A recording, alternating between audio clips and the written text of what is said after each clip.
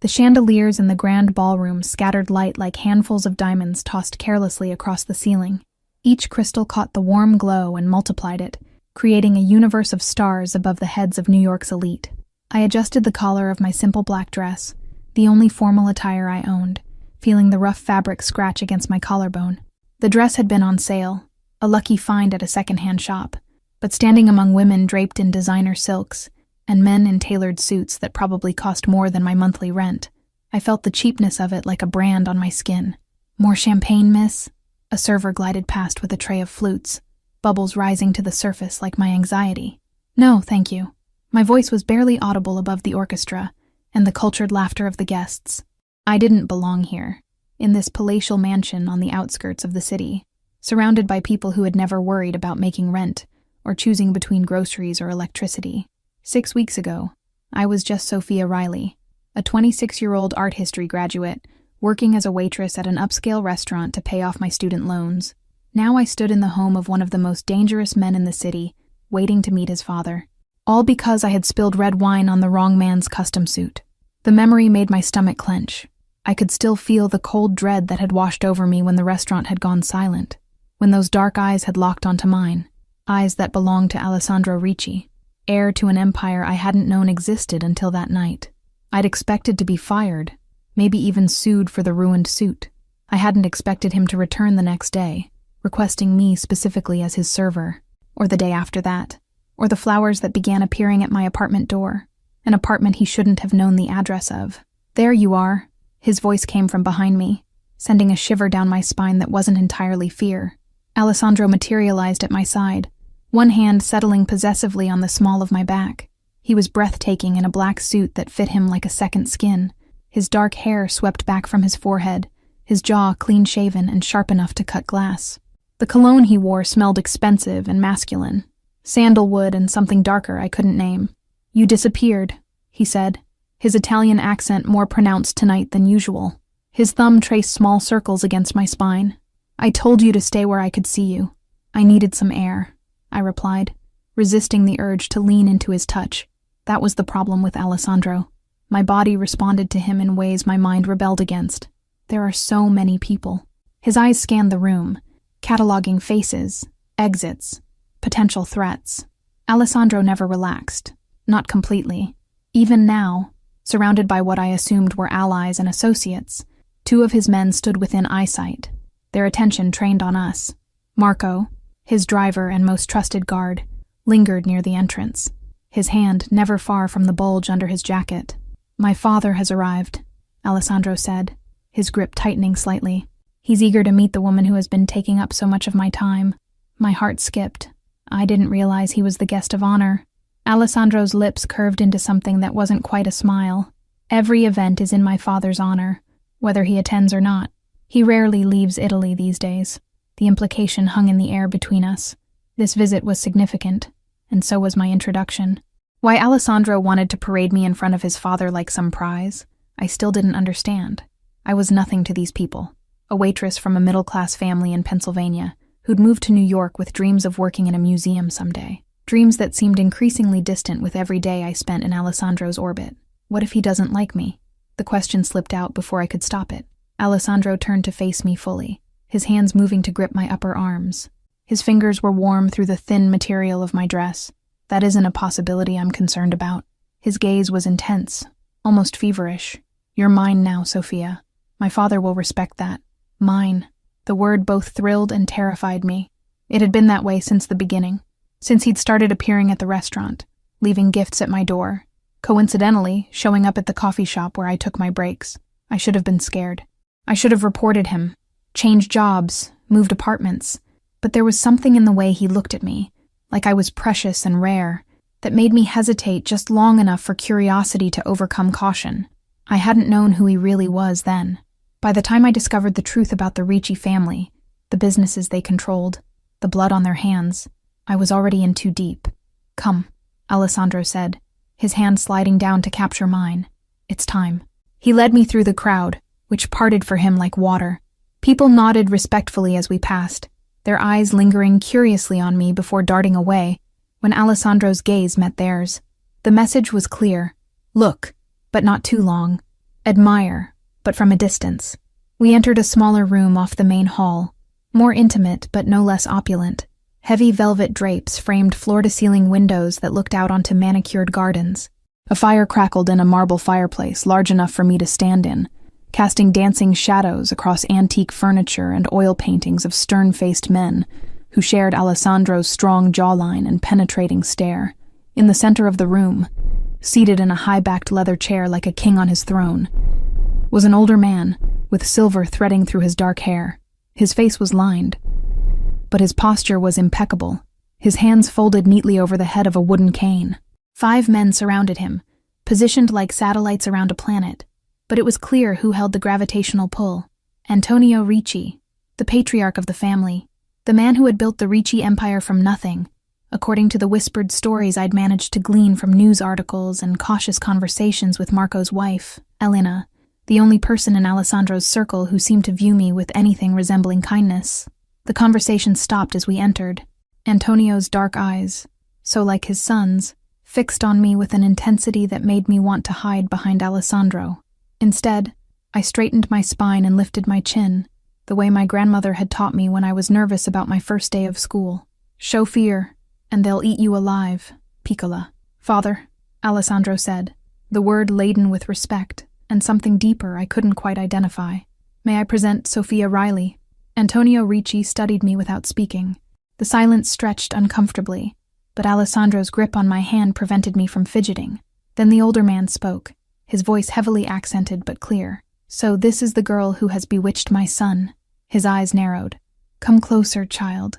Let me look at you. Alessandro released my hand, giving me a slight nudge forward. I took 3 steps, then stopped, close enough to see the lines around Antonio's eyes, but far enough to maintain some semblance of personal space. You are not Italian, Antonio said. It wasn't a question. My father's family is Irish, I replied, my voice steadier than I felt. But my mother's grandmother came from Florence. This seemed to surprise him, one silver eyebrow raising slightly. Yet you have been in my son's company for weeks, and never mentioned this connection to our homeland. I swallowed hard, feeling the weight of everyone's stares. Alessandro had never asked about my heritage. Our conversations had been dominated by his questions about my life, my dreams, my preferences. He collected facts about me like treasures, storing them away for reasons I couldn't fathom. It never came up, I said simply. Antonio made a sound somewhere between a snort and a laugh. Alessandro has always been selective in his curiosity.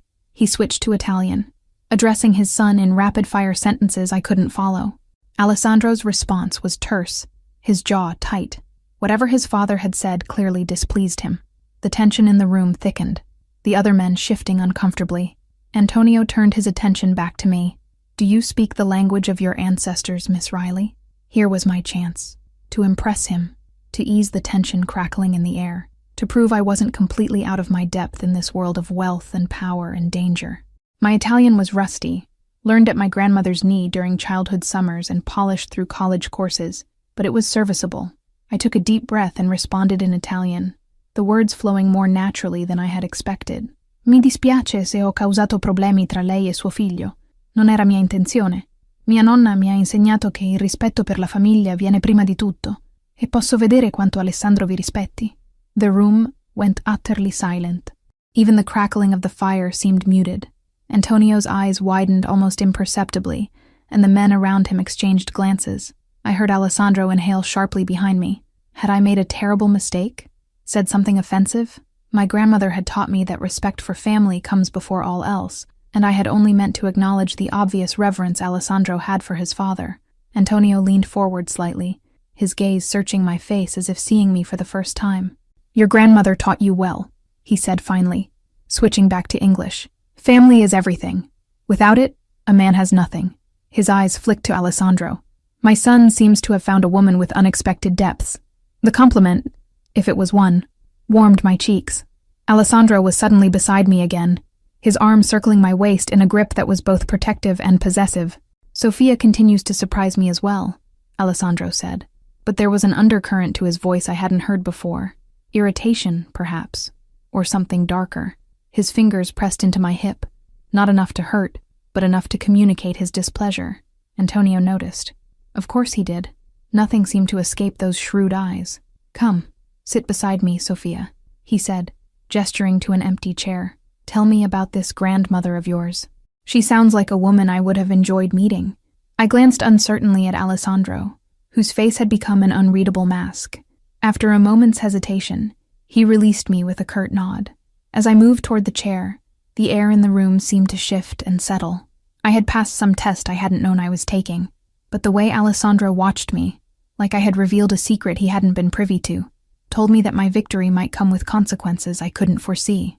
I sank into the chair beside Antonio Ricci, acutely aware that I had just altered the dynamics in a game whose rules I didn't fully understand. And as Alessandro took a position standing behind his father's chair, his eyes never leaving me, I realized with a chill that I might have traded one form of vulnerability for another. The conversation with Antonio flowed more easily than I could have imagined. He asked about my grandmother, Maria Rossi, before she became Maria Riley, and nodded appreciatively when I described her small apartment in Pittsburgh that had always smelled of basil and tomato sauce, the worn rosary beads she kept beside her bed, the old photographs of Florence that lined her walls. "She sounds like a true daughter of Italy," Antonio said, his weathered hands resting on his cane. "The old ways endure through women like her." Throughout our conversation, I was acutely aware of Alessandro behind us, silent, but radiating tension like a storm cloud about to break. The other men had dispersed throughout the room, giving us the illusion of privacy, while remaining close enough to attend to Antonio's needs if required. "And what of your parents?" Antonio asked, his dark eyes, so like Alessandro's, studying me with interest that seemed genuine. "Are they pleased about your friendship with my son?" The hesitation before friendship spoke volumes about what he assumed our relationship to be. The truth was more complicated. Alessandro had pursued me with single-minded determination, but there had been no intimacy beyond his possessive touches, his searing gazes, the occasional brush of his lips against my hand or cheek. "My parents died in a car accident when I was 19, I said, the familiar ache blooming in my chest. "It was just my younger brother and me after that." Antonio's expression softened almost imperceptibly. "I am sorry for your loss. Family is sacred." "It is," I agreed, thinking of my brother Michael, who was finishing his engineering degree at Penn State, who called me every Sunday night to check in, who had no idea about the world I'd stumbled into, who would be horrified if he knew. "And your brother? What does he think of Alessandro?" My heart skipped. Had Alessandro told his father about Michael? Or was this just an intuitive guess? "They haven't met," I said carefully. "My brother is focused on his studies." Antonio studied me for a long moment, then nodded as if I'd confirmed something for him. "A smart woman protects what is precious to her." He turned slightly to address his son in Italian, too rapid for me to follow. Alessandro responded tersely, his voice tight. The exchange continued, growing more heated until Antonio raised a hand, silencing his son with the simple gesture. "Enough," he said, switching back to English. "We will discuss this later." His gaze returned to me, calculating but not unkind. "You must forgive an old man for being overprotective of his only son. Alessandro has never brought a woman to meet me before." This revelation sent a jolt through me. Never? Not once in all these years? The weight of it settled on my shoulders, making my simple black dress feel suddenly constricting. "I'm honored," I said, because it seemed like the only safe response. Antonio's smile didn't quite reach his eyes. "Honor. Yes, a rare quality these days." He shifted in his seat, a flicker of pain crossing his features. "Alessandro, help an old man to his feet. I should greet the other guests." Alessandro moved immediately to his father's side, supporting him as he stood. Despite his age and apparent frailty, Antonio Ricci commanded the room simply by existing within it. He was shorter than his son, but somehow seemed larger, his presence filling the space around him. "Miss Riley," he said, inclining his head toward me. "I look forward to continuing our conversation another time." As they moved toward the door, Antonio leaning slightly on his cane and his son's arm, he paused to say something privately to Alessandro. Whatever it was made Alessandro's posture go rigid, his hand curling into a fist at his side before he relaxed it with visible effort. Marco appeared at the doorway as if summoned, taking over escort duty from Alessandro. Antonio gave his son one last meaningful look before departing with his guard, leaving Alessandro and me alone in the room. The silence stretched between us, taut as a wire.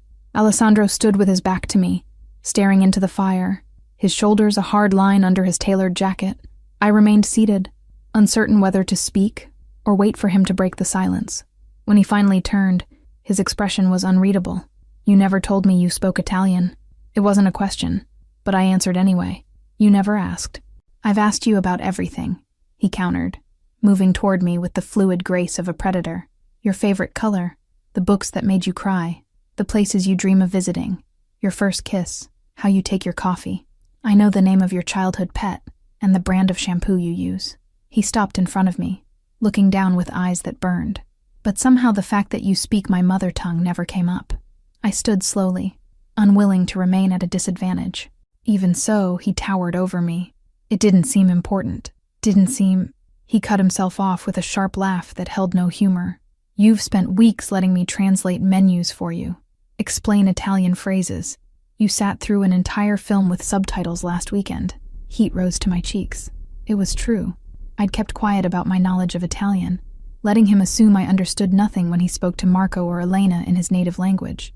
I hadn't examined my reasons too closely, but now they seemed obvious. It had been a small rebellion, a secret kept in a relationship where he seemed to know everything about me while revealing so little of himself. I wanted to keep something for myself, I admitted, holding his gaze despite the anger I saw simmering there. You've taken over my life, Alessandro.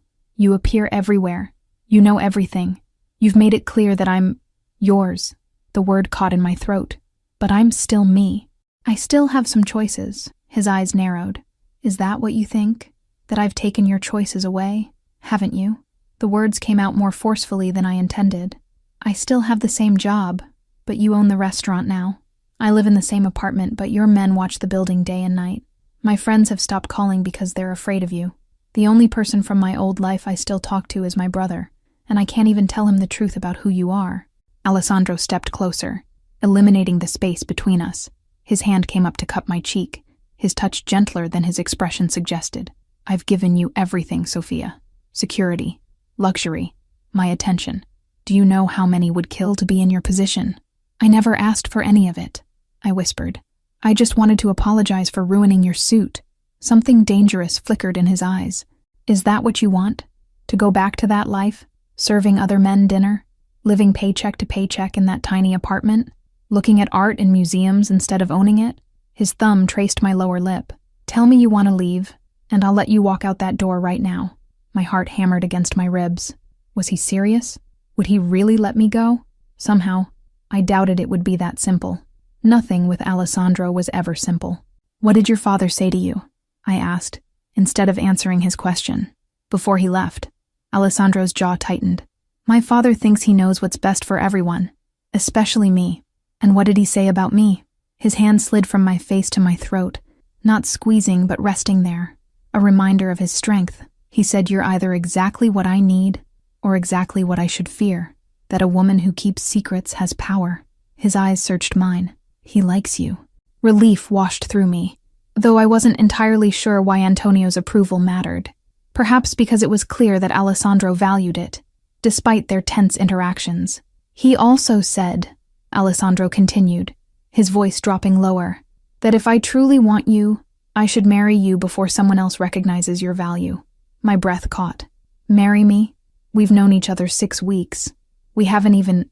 I stopped, heat flooding my cheeks. A slow, dangerous smile spread across Alessandro's face. Haven't even what, Tesoro? His hand moved from my throat to the nape of my neck, fingers tangling in my hair. Haven't even kissed properly? Haven't shared a bed? Haven't given in to what we both know is inevitable? I should have stepped away. Should have maintained some distance, some dignity.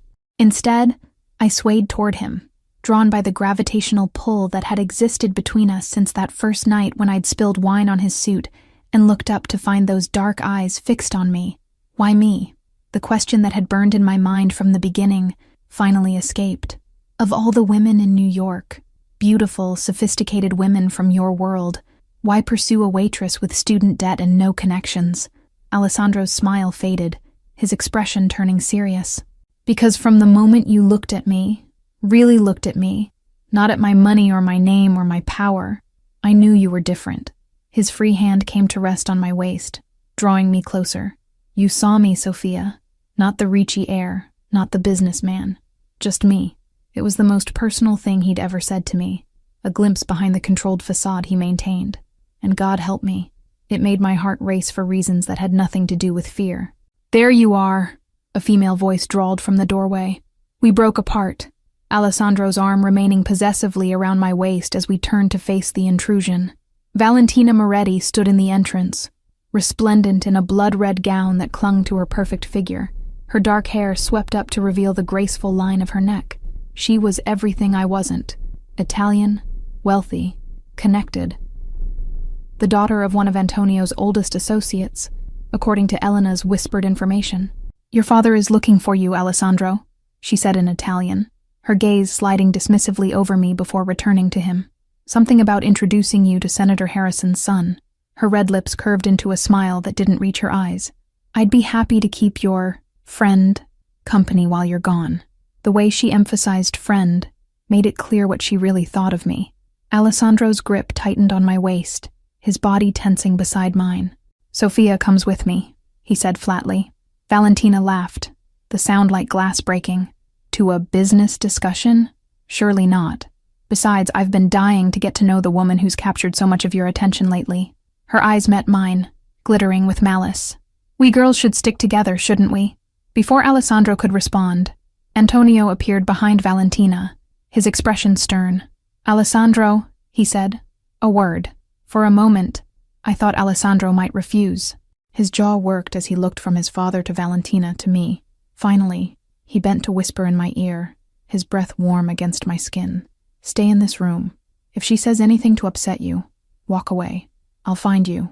Then he pressed his lips to my temple, the most intimate contact we'd shared yet, and released me to follow his father, leaving me alone with a woman who clearly viewed me as an enemy. Valentina waited until the men's footsteps faded, before she stalked further into the room, her red dress whispering against the marble floor. "So you're the latest distraction," she said, switching to English. She circled me slowly, like a shark scenting blood. "I must admit, you're not what I expected." I forced myself to stand still under her appraisal, refusing to show the insecurity that churned in my stomach. "And what did you expect?" "Oh, the usual type Alessandro amuses himself with when he's bored. Models, actresses, at least someone from a good family." She stopped in front of me, her smile sharp as a blade. Not a waitress playing dress-up. The barb hit its mark, but I kept my expression neutral. "You seem to know a lot about Alessandro's preferences. We grew up together," Valentina said, moving to pour herself a drink from the crystal decanter on a side table. "Our families have been connected for generations. There was a time when everyone assumed we would eventually marry." She took a sip, watching me over the rim of her glass. "Some still do." The casual revelation sent a cold shiver down my spine. Was that true? Had Alessandro been intended for this woman all along? It would make sense. The joining of two powerful families, a match arranged since childhood. "If that's the case," I said carefully, "why is he with me now?" Valentina laughed again, the sound devoid of warmth. "Oh, Cara, men like Alessandro always take diversions before settling down to their responsibilities. You're new, different, a brief escape from the world he was born into." She set her glass down and moved closer, her expensive perfume enveloping me. "But make no mistake, he will return to where he belongs, to people who understand him, who share his blood and his legacy." I wanted to argue, to throw Alessandro's words back at her, that he had never brought a woman to meet his father before, that he had spoken of marriage, but something held me back. Doubt, perhaps, or the growing awareness that I was in far deeper than I had realized, caught in currents I didn't understand. "You're very confident for someone who's clearly threatened," I said instead, surprising myself with the backbone in my voice. Valentina's perfect features hardened. "Threatened? By you?" She stepped closer, until we were nearly nose to nose. "Let me explain something, little waitress. The world you've stumbled into has rules you can't begin to comprehend. Alessandro might be fascinated by your novelty for now, but novelty fades. Blood endures." She dropped her voice to a whisper. "And if you think Antonio Ricci will ever allow his only son and heir to marry an American nobody with no connections and no understanding of our ways, you're even more naive than you look." I forced myself to hold her gaze, even as her words found every insecurity I'd harbored since the night Alessandro had first appeared at my apartment door with flowers and that intense, possessive stare. "Maybe you should let Alessandro make his own choices," I said. Maybe you should ask him about Florence, Valentina countered, her smile turning triumphant when confusion flashed across my face. Or about why he really bought that restaurant where you work. Or about what happened to the last man who showed too much interest in something Alessandro considered his. Before I could respond, the door opened again, and Alessandro returned. One look at my face, and his expression darkened. He crossed the room in long strides, positioning himself between Valentina and me. "What did you say to her?" he demanded, his voice low and dangerous. Valentina's smile was pure innocence. "Just girl talk, Alessandro. Getting to know each other." She touched his arm lightly. "Your father wants to introduce me to the senator's son. Will you join us?" Alessandro removed her hand from his arm with deliberate care. "Leave," he said simply. Something flashed in Valentina's eyes. Hurt, anger, resignation, before she masked it with another brittle smile. "As you wish." She turned to me, venom dripping from her honeyed tone. "Lovely to meet you, Sophia. I'm sure we'll be seeing each other again, while you're still around." She swept from the room in a cloud of red silk and expensive perfume, leaving tension crackling in the air behind her. Alessandro turned to me immediately, his hands coming up to frame my face. "What did she say to you?"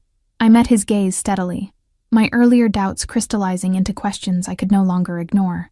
"She said I should ask you about Florence, and about why you really bought the restaurant."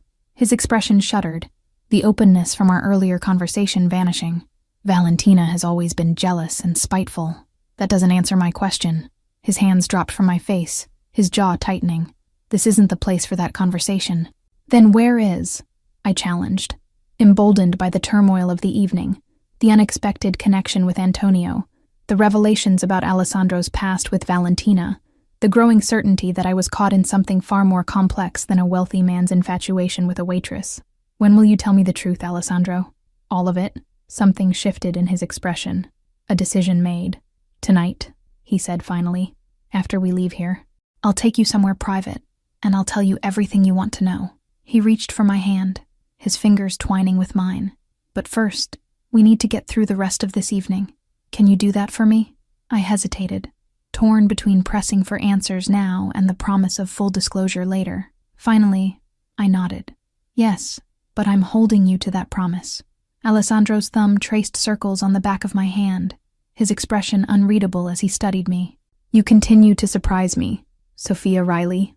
As he led me back toward the main ballroom, where Antonio Ricci would be holding court among New York's elite, I couldn't shake Valentina's words, or the chill they had sent through me. Blood endures. Novelty fades. I had entered Alessandro's world thinking it was a simple case of attraction, of a powerful man used to getting what he wanted setting his sights on me. Now I wasn't sure of anything, except that before the night was over, I would demand the truth, whatever it might cost us both. The remainder of the evening passed in a haze of forced smiles and polite conversation. Alessandro kept me at his side as we circulated through the crowd, his hand a constant presence at my waist, on my back, around my shoulders, marking me as his in ways that weren't lost on anyone watching. And people were watching, their curious gazes following us, as Alessandro introduced me to business associates, political figures, and family friends whose names blurred together in my memory. Antonio observed us from his place of honor, his dark eyes missing nothing. Occasionally he would summon Alessandro for private words, leaving me to stand awkwardly alone until my appointed guardian returned. During one such interlude, Elena, Marco's wife, appeared at my side with a glass of water. "You've caused quite a stir tonight," she said softly, her accented English warm and friendly despite the content of her words. "First with Antonio, now with Valentina.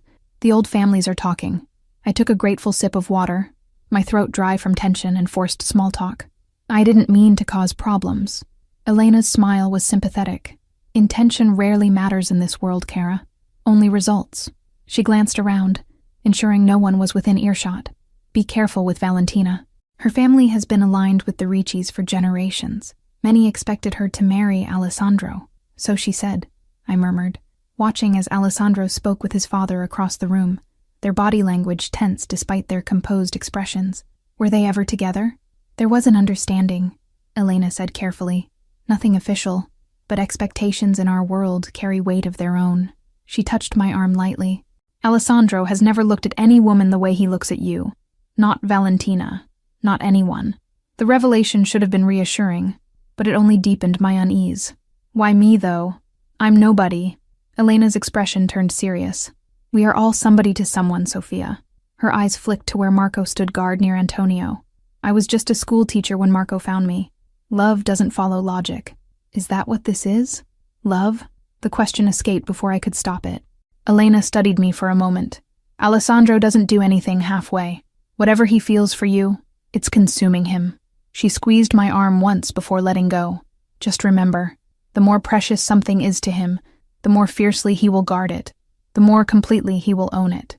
Before I could respond, Alessandro materialized at my side, his expression stormy as he nodded to Elena. Keeping my guest company, Elena? Very thoughtful. Elena dipped her head respectfully. Of course. Sophia is a delight. She excused herself with a final meaningful glance at me, disappearing into the crowd. What did she say to you? Alessandro asked, his voice low as his arm wound possessively around my waist. She was just being friendly, I replied, tired of his suspicion. Unlike most people here. Alessandro's lips pressed into a thin line as he surveyed the room. These people respect power and lineage. They're trying to determine where you fit. And where exactly is that? I challenged, keeping my voice down despite my frustration. What am I to you, Alessandro? Your girlfriend? Your possession? A novelty, as Valentina suggested? His fingers tightened on my hip. We're leaving, he said abruptly. I promised you answers and you'll have them, but not here. Without waiting for my response, he guided me across the ballroom toward his father. Antonio looked up as we approached, his shrewd gaze taking in Alessandro's tense posture and my flushed face. Leaving so soon? He asked, though his tone suggested he'd expected it. Sophia isn't feeling well, Alessandro replied smoothly. I'm taking her home. Antonio's eyes found mine, searching. Whatever he saw there seemed to satisfy him. Very well. He reached for my hand, his grip surprisingly strong for an elderly man. It was a pleasure to meet you, Miss Riley. I trust we will speak again soon. I'd like that, I said, and meant it despite everything. There was something about Antonio Ricci that commanded respect, a dignity that went beyond his obvious power. He patted my hand before releasing it, then said something to Alessandro in rapid Italian. I caught only fragments, careful and watching in what might have been protect her, before Alessandro nodded curtly. Marco will drive us, Alessandro said, steering me toward the exit. Outside, the night air was cool against my flushed skin. Marco appeared with the car, a sleek black Mercedes with tinted windows, before we'd even descended the mansion's grand staircase. Another guard opened the rear door for us, his eyes scanning the darkness constantly. Once inside the vehicle, with privacy glass separating us from Marco in the front, Alessandro finally released me. The absence of his touch was both a relief and a loss. Where are we going? I asked, as Marco pulled away from the mansion, two other identical Mercedes falling into formation ahead and behind us. Somewhere we can talk privately, Alessandro replied, loosening his tie. In the dim light of the car, his profile was sharp as a blade, his jaw tight with tension. I gazed out the window at the lights of New York receding as we headed toward what appeared to be the harbor. I want the truth, Alessandro. All of it. The truth, he repeated, a bitter edge to his laugh. The truth is rarely simple, Sophia. Try me. He turned to face me fully, his expression unreadable in the shadows. What do you want to know first? I thought of Valentina's taunts, the questions that had been building since that first night. Florence. Why did Valentina tell me to ask you about Florence? Alessandro was silent for so long I thought he might not answer. Finally he sighed, running a hand through his dark hair. Because she knew it would unsettle you. Because Florence connects us in ways neither of us realized until tonight. What does that mean? Your grandmother, he said. Maria Rossi, from Florence. His gaze held mine. My grandfather was born in Florence. The Ricci family controlled most of the city for generations before my father moved our base of operations to New York. A chill ran down my spine. That's just a coincidence. Alessandro's smile held no warmth. I don't believe in coincidences, Sophia. When you spilled wine on my suit that night, when I looked into your eyes and felt something I'd never felt before, that wasn't chance. That was fate. You can't possibly believe I had you investigated, he cut in, his voice matter-of-fact. After the second time I came to the restaurant. Background checks, family history, standard procedure for anyone who catches my attention. Anger flared in my chest. Standard procedure. You had no right. I have every right to protect myself and my family, he countered. The name Maria Rossi didn't mean anything to me then, but tonight, When you greeted my father in perfect Italian, when you mentioned Florence." He shook his head. My father recognized the connection immediately. "What connection?" I demanded. "So my grandmother was from the same city as your grandfather." "That's hardly significant in a world where millions of Italians immigrated to America." Alessandro leaned closer, his eyes intense. "The Rossis were once a powerful family in Florence, rivals to the Riccis, until my grandfather eliminated the competition and took control of their territories. The surviving Rossis fled, to America, to other parts of Europe. My blood ran cold. Eliminated? What does that mean?" "It means exactly what you think it means," Alessandro said quietly. "This isn't a world of corporate takeovers and polite business acquisitions, Sophia. It's blood and territory and power." "Are you saying—" I could barely form the words, my mind reeling with implications. "Are you saying my grandmother's family was involved with the Mafia?" "I'm saying your blood is as old and powerful as mine, that we come from the same world, whether you knew it or not." His hand found mine in the darkness. "When I tell my father you're nobody, he sees a lie. He sees the descendant of his oldest enemies sitting beside his son." The car turned onto a private road, leading to what appeared to be a marina. Through the windshield I could see lights reflecting off dark water, the silhouettes of yachts and smaller vessels bobbing gently in the night. "This doesn't make sense," I said, trying to reconcile the grandmother I'd known, with her tomato sauce and rosary beads, with the world Alessandro was describing. My grandmother was just an ordinary woman. My mother was a kindergarten teacher. We were a normal family. "Because Maria Rossi reinvented herself," Alessandro replied. "She buried her past and built a new life, far from Florence and the blood feud that had decimated her family. She married an Irish-American and raised American children who knew nothing of their heritage." His expression softened slightly. "But she taught you Italian. She kept that connection alive in you." The car stopped at a gated entrance to the marina. Marco exchanged words with a security guard, who immediately raised the barrier to allow our small convoy through. "I don't believe you," I said, though doubt had begun to creep in. My grandmother had rarely spoken about her life before America. The few times I'd asked, she'd changed the subject, or given vague answers about troubled times in Italy. "You don't have to believe me," Alessandro said, "but it explains everything. Why I was drawn to you so powerfully. Why my father, who despises outsiders, accepted you so quickly once he realized who you are." His thumb traced circles on the back of my hand. "It's in your blood, Sophia. The fire, the strength, everything I saw in you from the first moment." I pulled my hand away, my thoughts in chaos. "So what are you saying? That you pursued me because of some twisted fascination with my family history? That I'm part of a revenge fantasy?" Alessandro's eyes flashed dangerously. "I pursued you because from the moment I saw you, I knew you were mine. Learning about your connection to Florence only confirms what I already felt, that we're bound by something older and deeper than either of us understood." The car came to a stop at the end of a private dock. Through the window, I could see a massive yacht, lit up against the night sky, its white hull gleaming in the moonlight. "Is that yours?" I asked, momentarily distracted by the sheer opulence of the vessel. "One of several," Alessandro replied.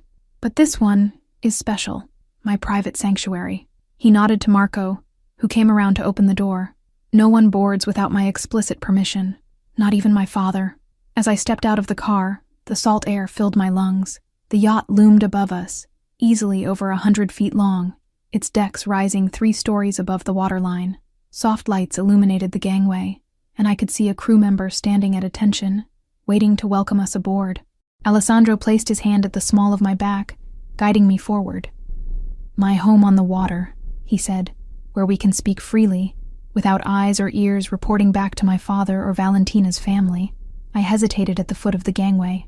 "If I board that yacht with you, am I leaving with more questions or actual answers?" Alessandro's expression turned solemn. "I swear to you, Sophia, tonight I will tell you everything, who I really am, what I want from you, why I bought the restaurant." His eyes held mine. "And then you'll have a choice to make." "What kind of choice?"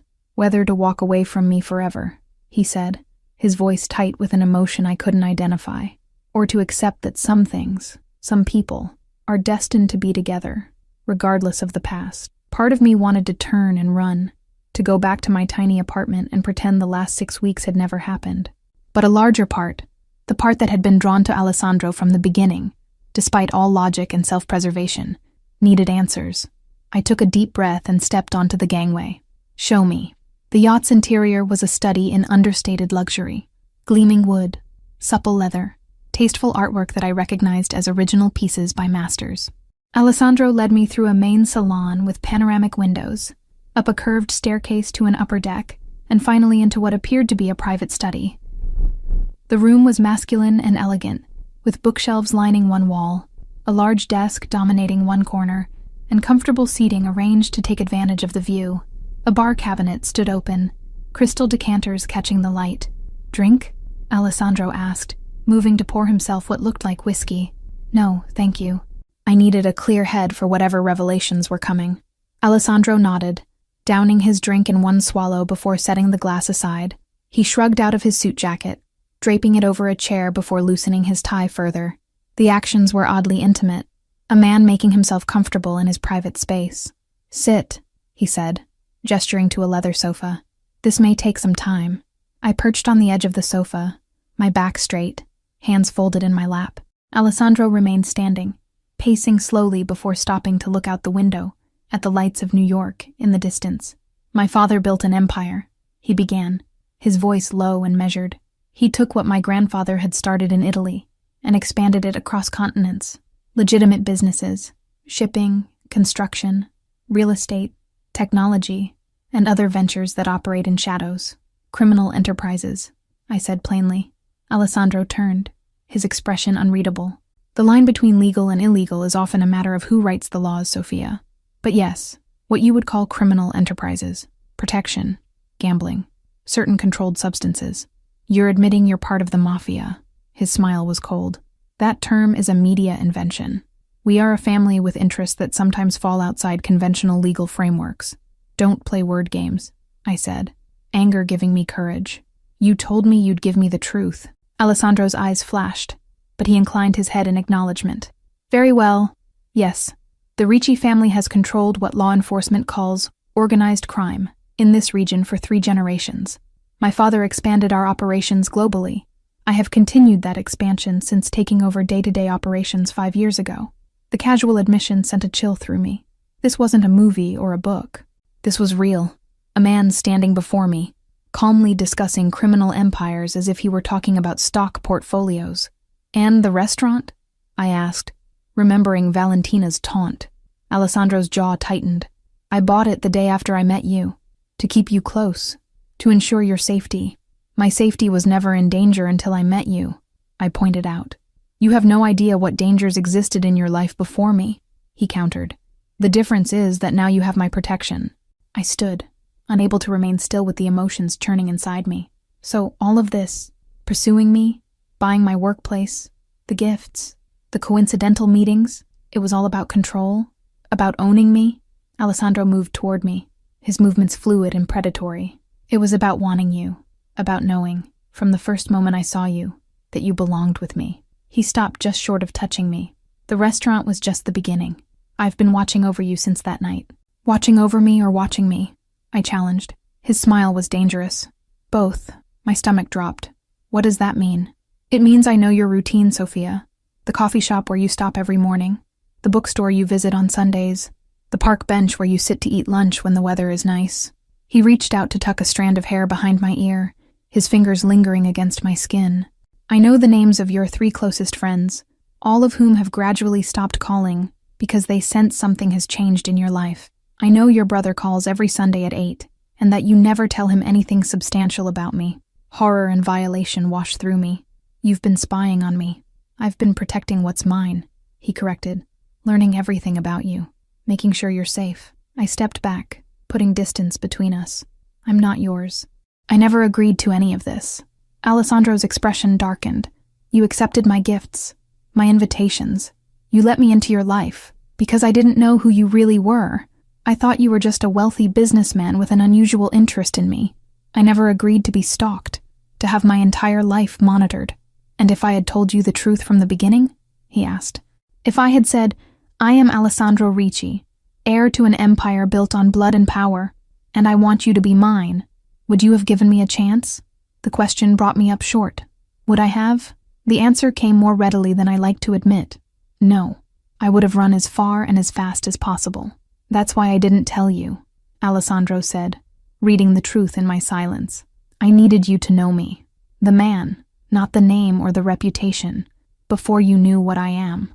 And what exactly are you? I asked, my voice barely above a whisper. Alessandro closed the distance between us again, his hands coming up to frame my face. This time I didn't pull away. I am a man who has never wanted anything or anyone the way I want you, he said, his eyes burning into mine. A man who would burn down the world to keep you safe. A man who, for the first time in his life, is willing to give someone power over him. My heart hammered against my ribs. What does that mean? It means I love you, he said simply. It means I want you by my side, as my equal, my partner, my wife. The declaration stole my breath. 6 weeks of intense pursuit, of mysterious gifts and longing gazes, and now this man, this dangerous, powerful man, was offering me everything. You can't possibly mean that, I said. You barely know me. I know everything about you, Alessandro countered. Your hopes, your fears, your strength. I know that you're the daughter of Maria Rossi's bloodline, whether you understood what that meant before tonight or not. I know that you're the only woman who has ever made me question my path, my purpose. His thumbs stroked my cheeks gently. I know that when you're not with me, I can't think of anything but finding you again. This is insane, I whispered. We come from different worlds. No, he said firmly. We come from the same world. You just didn't know it until now. His gaze intensified. Your grandmother fled from who she was, who her family was. She buried her heritage and her power. But it lives in you, Sophia. I saw it from the beginning. I pulled away from his touch, needing space to think. Even if what you're saying about my grandmother is true, and I'm not convinced it is, that doesn't make me like you. I'm not part of all this. I gestured vaguely at the yacht, at the wealth and power it represented. But you could be, Alessandro said. By my side, protected, cherished. His voice dropped lower. I would give you the world, Sophia. At what cost? I challenged. My freedom? My identity? The simple life I was building? Alessandro's expression hardened slightly. The simple life where you worked 60 hours a week to barely make rent? Where your art history degree gathered dust while you served drinks to men who didn't even see you? He moved closer again, his presence overwhelming. I see you, Sophia. I always have. The words echoed what he'd said earlier, and despite everything, they resonated deep within me. In the weeks since Alessandro had entered my life, I had felt seen in a way I never had before. Valued. Important. If what you say about my grandmother is true, I said slowly, if our families were rivals, doesn't that make this even more complicated? Your grandfather eliminated my family's power. Doesn't that make us enemies, not destined lovers? Alessandro's smile was dark and satisfied. What better way to unite two bloodlines than through marriage? To end an ancient feud? My father sees it. Why do you think he accepted you so quickly tonight? He reached for my hand, bringing it to his lips. The daughter of Rossi blood, the son of Ricci power. Together. The romantic in me, the part raised on fairy tales and grand gestures, wanted to surrender to the intoxicating vision he painted. But the practical, cautious part held firm. I need time, I said, to process all of this, to decide what I want. Alessandro studied me for a long moment, then nodded.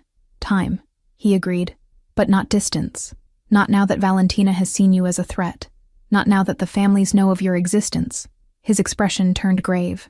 The world I inhabit is dangerous, Sophia.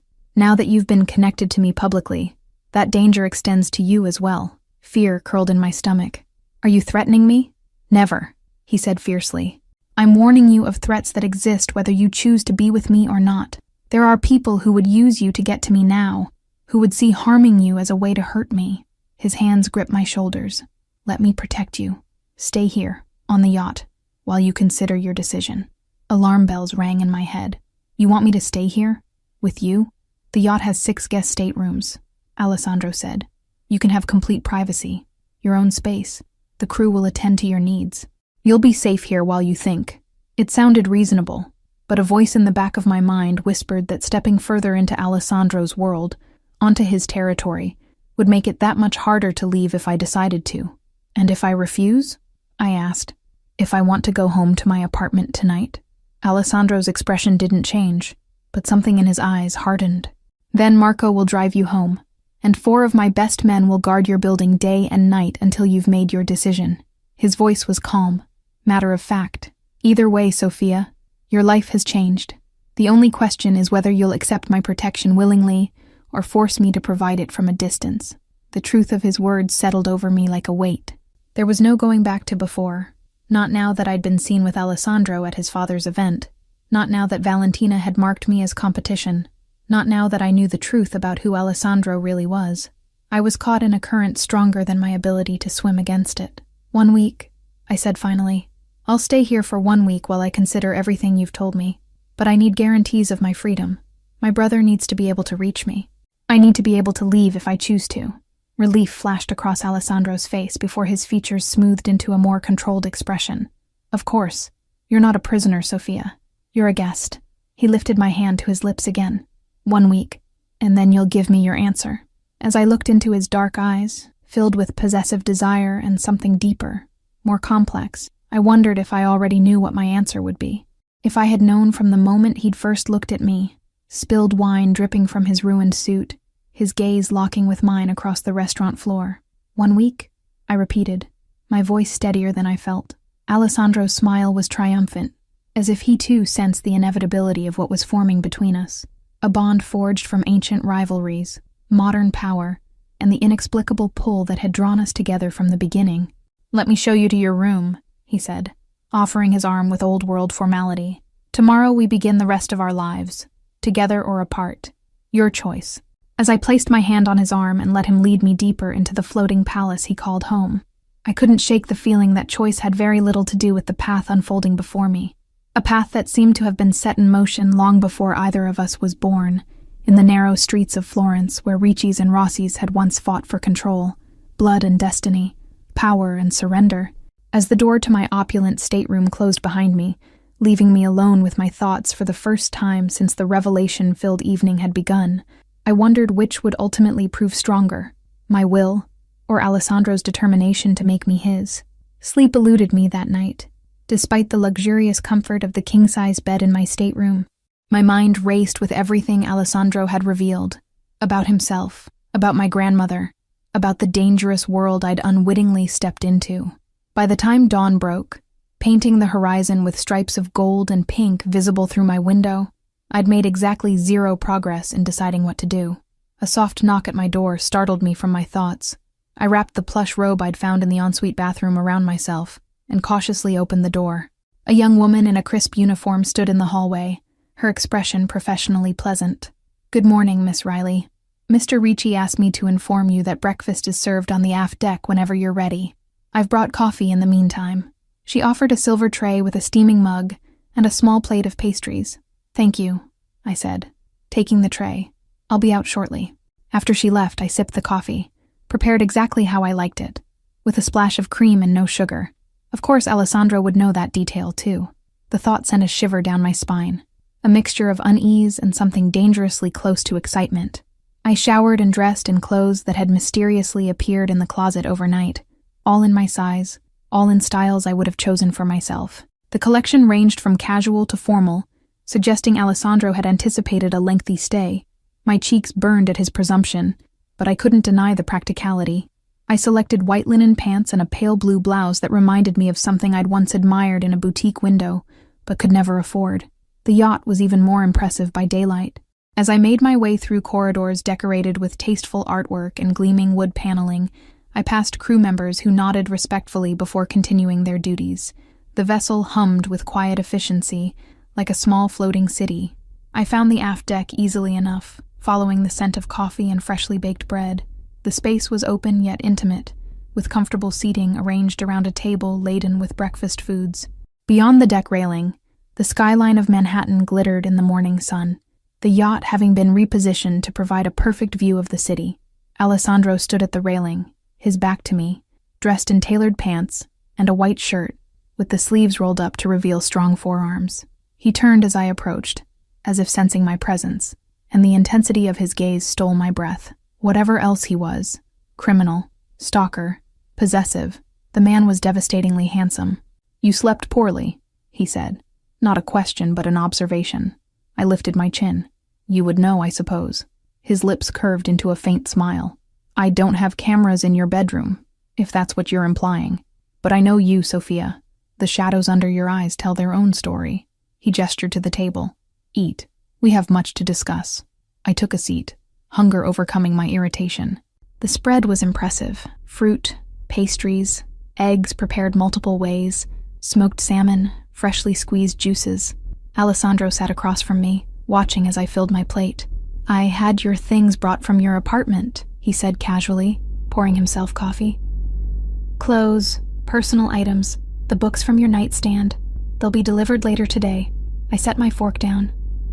You had someone go into my apartment without my permission? Marco's wife, Elena, he clarified, as if that made it better. I thought you might be more comfortable with another woman handling your personal items. The presumption stole my appetite. That's not the point, Alessandro. You can't just decide things for me. Enter my home, move my possessions. His expression remained impassive. Your lease expires next month. I assumed you wouldn't want to renew, regardless of your decision about us. My lease? How do you know when my lease expires? I own the building. The casual revelation sent a shock through me. Since when? Since the day after I met you. I pushed my plate away, my stomach churning. Is there any part of my life you haven't invaded? Alessandro set his cup down carefully. I prefer to think of it as securing your surroundings, ensuring your safety and comfort. By taking over my life without my knowledge or consent. His dark eyes met mine steadily. You never complained about the reduced rent, the upgraded security system, the repairs that were mysteriously completed overnight. You accepted these improvements to your life without question. He was right, and that made it worse. I had noticed changes. The building's broken entry system suddenly fixed. The eternally malfunctioning elevator working perfectly. My rent reduced by 20% due to a building-wide adjustment. I had accepted these improvements as rare good luck, never questioning their origin. That doesn't make it okay, I said, but my protest sounded weak even to my own ears. I protected what was precious to me, Alessandro said simply. I always will. The declaration hung between us, both a promise and a warning. I took a deep breath, trying to organize my thoughts. Tell me more about my grandmother, I said finally, about her family in Florence. You claim they were like yours. I need proof. Alessandro studied me for a moment, then nodded. Fair enough. He stood, extending his hand. Come with me. I hesitated before placing my hand in his, allowing him to lead me back into the yacht's interior. We descended a level and entered what appeared to be a state-of-the-art office. One wall was lined with computer monitors, another with books and files. Alessandro moved to a sleek desk and typed something on a laptop. Your grandmother's maiden name was Maria Rossi, born 1937 in Florence, daughter of Vincenzo Rossi and Lucia Conti. He turned the screen to show me a digital scan of what appeared to be an old document, a birth certificate. The Rossi family controlled most of Florence's northern district for 3 generations, specializing in art theft and forgery, protection of local businesses, and later, control of shipping routes through the port of Livorno. My mouth went dry as I stared at the document, at the name that matched my grandmother's. This could be anyone. Rossi is a common name. Alessandro nodded, unsurprised by my skepticism. It is. But this particular Maria Rossi disappeared from Florence in 1955, shortly after her father and 2 brothers were killed in what newspapers called a business dispute. He pulled up another document, a newspaper clipping with a headline in Italian. I could make out enough to understand it described a shooting that had left 3 members of a prominent family dead. That business dispute was my grandfather's work, Alessandro continued, his voice matter-of-fact. The final move in a power struggle that had lasted decades. The Ricci family took control of Rossi territories, absorbed their operations. The surviving Rossis scattered, Maria being one of them. He pulled up another document, a passenger manifest from a ship sailing from Naples to New York in 1955. There, among dozens of names, was Maria Rossi, age 18. She came to America alone, I murmured, trying to reconcile this information with the grandmother I'd known, the woman who baked cookies and taught me Italian lullabies. She carried the equivalent of what would now be about $2 million in cash and jewels, Alessandro said. The Rossi family emergency fund, enough to build a new life, to hide her identity, to become someone new. I sank into a chair, my legs suddenly unsteady. This can't be true. My grandmother was just a normal woman. She married my grandfather, an accountant for God's sake. They lived in Pittsburgh. They went to church on Sundays. Alessandro knelt before me, his hands covering mine. She reinvented herself, buried her past, became the woman you knew and loved. His eyes held mine. But blood remembers, Sophia. The fire in you. The strength I saw from our first meeting. That comes from generations of Rossi power. I pulled my hands away. This is insane. You're telling me my sweet grandmother who made me Easter bread and taught me to crochet was from some Mafia dynasty? I'm telling you that your grandmother was a survivor, Alessandro corrected. That she took the legacy of her family, their strength, their resilience, their power, and channeled it into building a new life, into protecting her children and grandchildren from the dangers she had known. His expression softened slightly. She succeeded, Sophia. She kept you safe, kept you innocent. But she couldn't change your blood. I stood abruptly, needing space.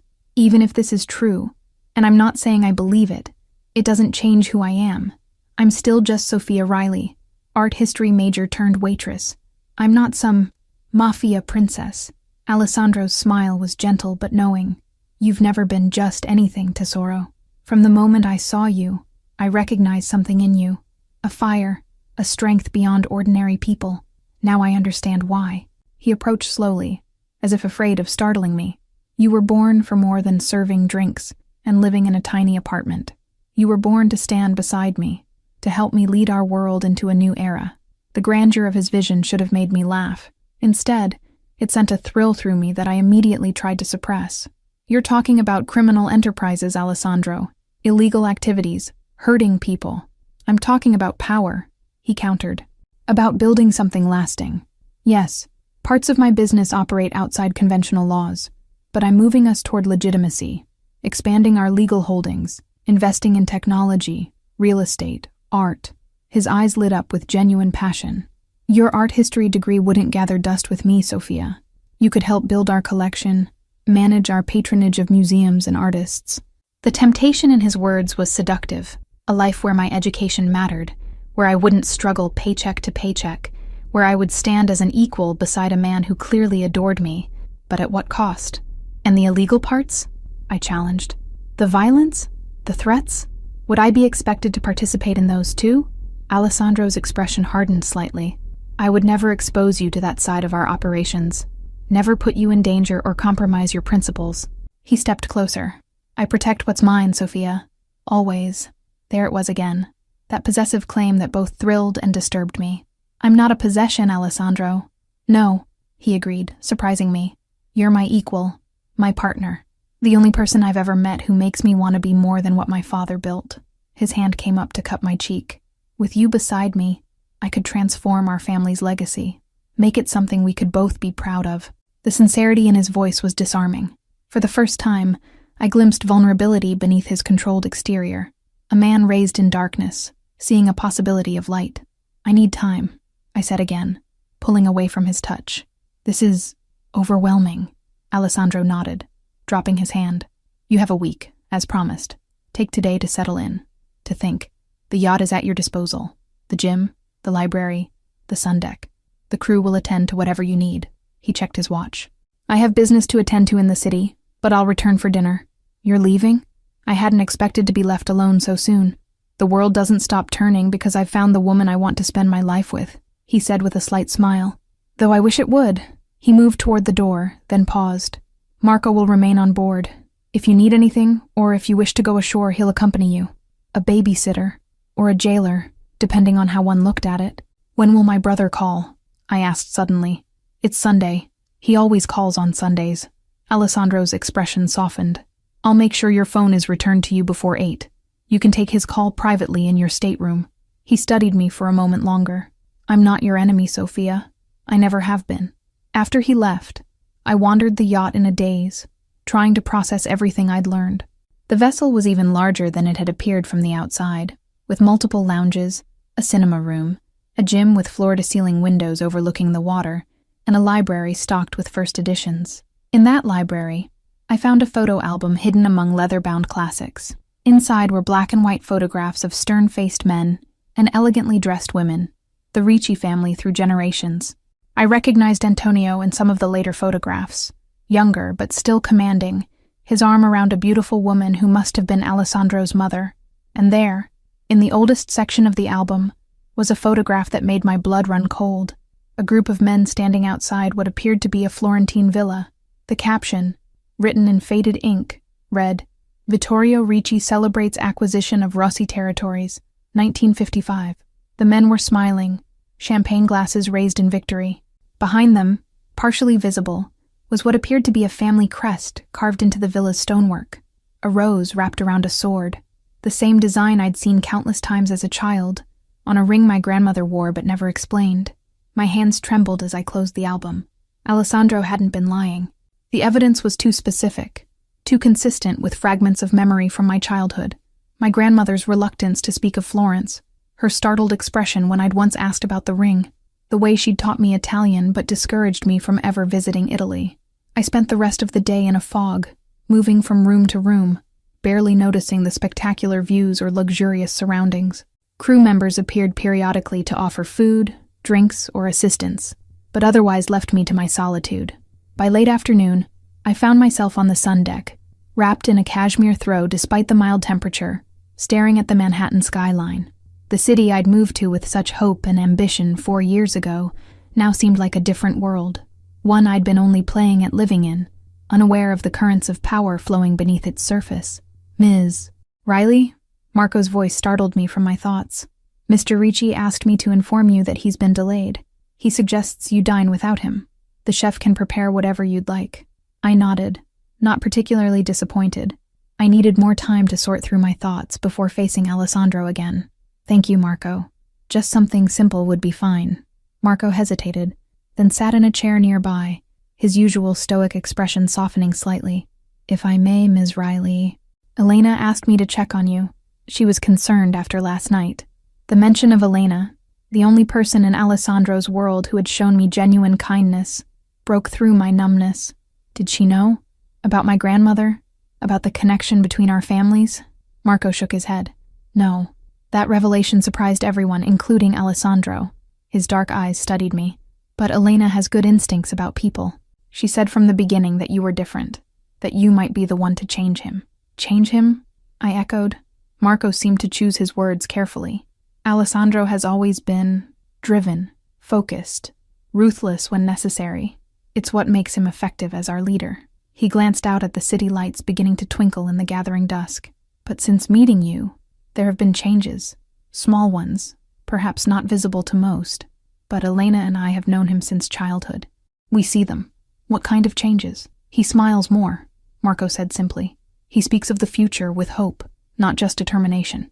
He's been quietly restructuring certain operations, moving resources away from the more problematic areas of our business. I absorbed this information, not sure whether to believe it. Why are you telling me this? Marco stood, straightening his jacket. Because whatever you decide this week will change more than just your life. He paused. Your phone is on the table in your stateroom. Your brother will likely call soon. After he left, I remained on deck until the chill drove me inside. I picked at the meal delivered to my stateroom, some kind of delicate pasta dish that I barely tasted, and waited for my phone to ring. When it did, exactly at 8, I nearly lunged for it. Michael, I breathed, relief washing through me at the sound of my brother's voice. Hey sis, he said, his tone light. How's the big city treating you? Sorry I missed last week's call. Finals were kicking my ass. I froze. Last week? I hadn't spoken to Michael in 2 weeks. Not one. Which meant, no problem, I said, forcing normality into my voice. I've been busy too. How are classes? As Michael launched into a detailed account of his engineering projects, my mind raced. Someone had spoken to my brother last Sunday. Someone pretending to be me. Alessandro? One of his people? The violation sent a wave of nausea through me. I managed to maintain the conversation, making appropriate responses while my anger built. Michael seemed to notice nothing amiss, chatting about professors and projects and his plans for after graduation. And what about you? He asked eventually. Still seeing that businessman you mentioned? The Italian guy? Another shock. I had never told Michael about Alessandro, never mentioned him in our calls. Another lie, another manipulation. It's complicated, I said carefully. Listen, Michael, I need to ask you something. When exactly did I tell you about him? There was a pause. I don't know. A few weeks ago? You said you'd met someone, that he was taking you to nice restaurants, showing you around parts of the city you'd never seen before. You seemed pretty into him. Michael's voice turned teasing. First guy you've mentioned since that disaster with Ryan sophomore year, so he must be special. My blood ran cold.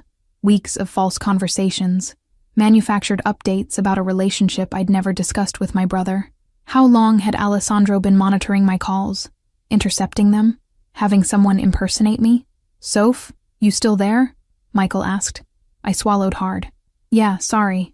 Bad connection for a second. I needed to warn him somehow, to let him know something was wrong without alerting whoever might be listening. Hey, do you remember that code we made up when we were kids? For when one of us was in trouble? Michael laughed. The Mayday thing? Where we'd talk about visiting Grandma's grave if something was wrong. Man, we were dramatic kids. Relief washed through me. He remembered. Yeah, that one. I was just thinking about it the other day. Random, but okay. He paused. Everything all right, Soph? You sound weird. I forced brightness into my voice. Everything's fine, just tired. Actually, I've been thinking about taking a trip soon. Maybe to Pittsburgh, to visit Grandma's grave. It's been too long. The coded message hung between us for a moment. I held my breath, praying he would understand. Grandma's grave? Michael repeated, his voice suddenly careful. Yeah, it has been a while. When were you thinking of going? Maybe next weekend, I said, my heart pounding. I'll let you know. Actually, Michael said slowly, I might join you. I could use a break from campus. Let's talk details later this week. Understanding passed between us, silent but clear. Something was wrong. He would be ready. We finished the call with casual goodbyes, but my hands were shaking as I set the phone down. If Alessandro had been monitoring my calls with Michael for weeks, having someone impersonate me, what else had he done? What other parts of my life had he infiltrated without my knowledge? The door to my stateroom opened without a knock. Alessandro stood in the threshold, his expression thunderous. Gone was the controlled, seductive man from this morning. In his place stood someone darker, more dangerous, the true face of a man who commanded an empire built on violence and fear. Going to Pittsburgh next weekend? He asked, his voice deceptively soft. To visit your grandmother's grave? So he had been listening. Of course he had. I stood, refusing to be intimidated despite the fear coursing through me. You've been intercepting my calls with my brother, having someone pretend to be me, feeding him information about us that I never shared. Alessandro stepped into the room, closing the door behind him. I've been protecting you, ensuring your brother didn't become concerned about changes in your life that might prompt him to investigate, to put himself in danger, by lying to him, by violating my privacy, my relationship with my only living family. Anger gave me courage. What gives you the right? I told you, Alessandro said, advancing toward me. I protect what's mine. I am not yours, I shouted, backing away until I hit the wall. I never agreed to this, to being watched, manipulated, controlled. This isn't love, Alessandro. It's obsession, possession. Something dangerous flickered in his eyes. And what would you know of love, Sophia? Your college boyfriend who cheated on you with your roommate. The meaningless dates you've gone on since moving to New York. Men who saw your beauty but never your fire, your strength. The fact that he knew these details about my past, details I'd never shared with him, only fueled my anger. At least those relationships, however flawed, were based on choice, on mutual respect, not on surveillance and manipulation and lies. Alessandro moved closer, until I could feel the heat radiating from his body. Everything I've done has been for you, to keep you safe, to give you the life you deserve. You don't get to decide what life I deserve. I pushed against his chest, surprising both of us with my vehemence. That's my choice, mine alone. For a moment, something like uncertainty flashed across his features, an expression I'd never seen on him before. Then his face hardened again. Your coded message to your brother, he said. What were you planning? To run away? To have him rescue you? His laugh was bitter. From what, Sophia? From luxury? From protection? From a man who would give you the world? From a prison, no matter how gilded? I shot back. From a man who claims to love me but doesn't trust me enough to make my own choices, who spies on me, who lies to me, who manipulates the people I love. Alessandro's hands came up to grasp my upper arms, not hard enough to hurt, but firm enough to hold me in place. I have given you choices, Sophia. I brought you here to give you time to decide our future. I've been nothing but patient. Patient? I interrupted with a disbelieving laugh. You've systematically invaded every aspect of my life for 6 weeks. You've been stalking me, controlling me, isolating me from everyone who cares about me. And now I find out you've been manipulating my relationship with my brother? I shook my head, blinking back angry tears. That's not patience, Alessandro. That's calculated manipulation. His grip loosened slightly, something shifting in his expression. You don't understand the threats that exist in my world. The danger you would be in if I didn't take these precautions. I'm only in danger because of you. I pushed against him again, and this time he let me go. I moved to the other side of the room, putting the bed between us. I was perfectly safe before you decided I belonged to you. Alessandro ran a hand through his hair, a rare gesture of frustration that cracked his usual controlled demeanor. You can't go to Pittsburgh, he said finally. It's not safe for you to travel alone right now. Because of what? Valentina? Your father's enemies? The ghosts of my grandmother's family? I crossed my arms. Or because you're afraid I won't come back. His silence was answer enough. I trusted you, I said quietly. Despite my better judgment, despite all the red flags, I let myself believe that there could be something real between us, that underneath all the intensity and possessiveness was a man who genuinely cared for me. I met his gaze steadily. But you don't care for me, Alessandro. You care for the idea of me, the possession of me, not the real me with my own thoughts and choices and independence. Something flickered in his eyes. Pain, perhaps, or recognition. That's not true, he said, his voice lower than before. I see you more clearly than anyone ever has, Sophia. I know you, your strength, your fire, your capacity for more than the small life you've been living. If you really knew me, I countered, you would understand that freedom to make my own choices is non-negotiable, that trust is essential, that I can't love someone who lies to me, who manipulates me, who treats me like a prize to be won and locked away. Alessandro's expression stilled, his eyes searching mine. Love, he repeated. You said love. I hadn't realized my choice of words until he pointed it out. Heat rushed to my face. That's not the point. It is precisely the point, he interrupted, moving toward me again, slower this time. You feel it too, Sophia. This connection between us, this inevitability. He stopped at the edge of the bed, respecting the barrier between us. I have made mistakes in how I've handled this. Perhaps my methods have been excessive, but my feelings for you are real, more real than anything I've ever known. The sincerity in his voice made something in my chest ache. That was the cruelest part of all.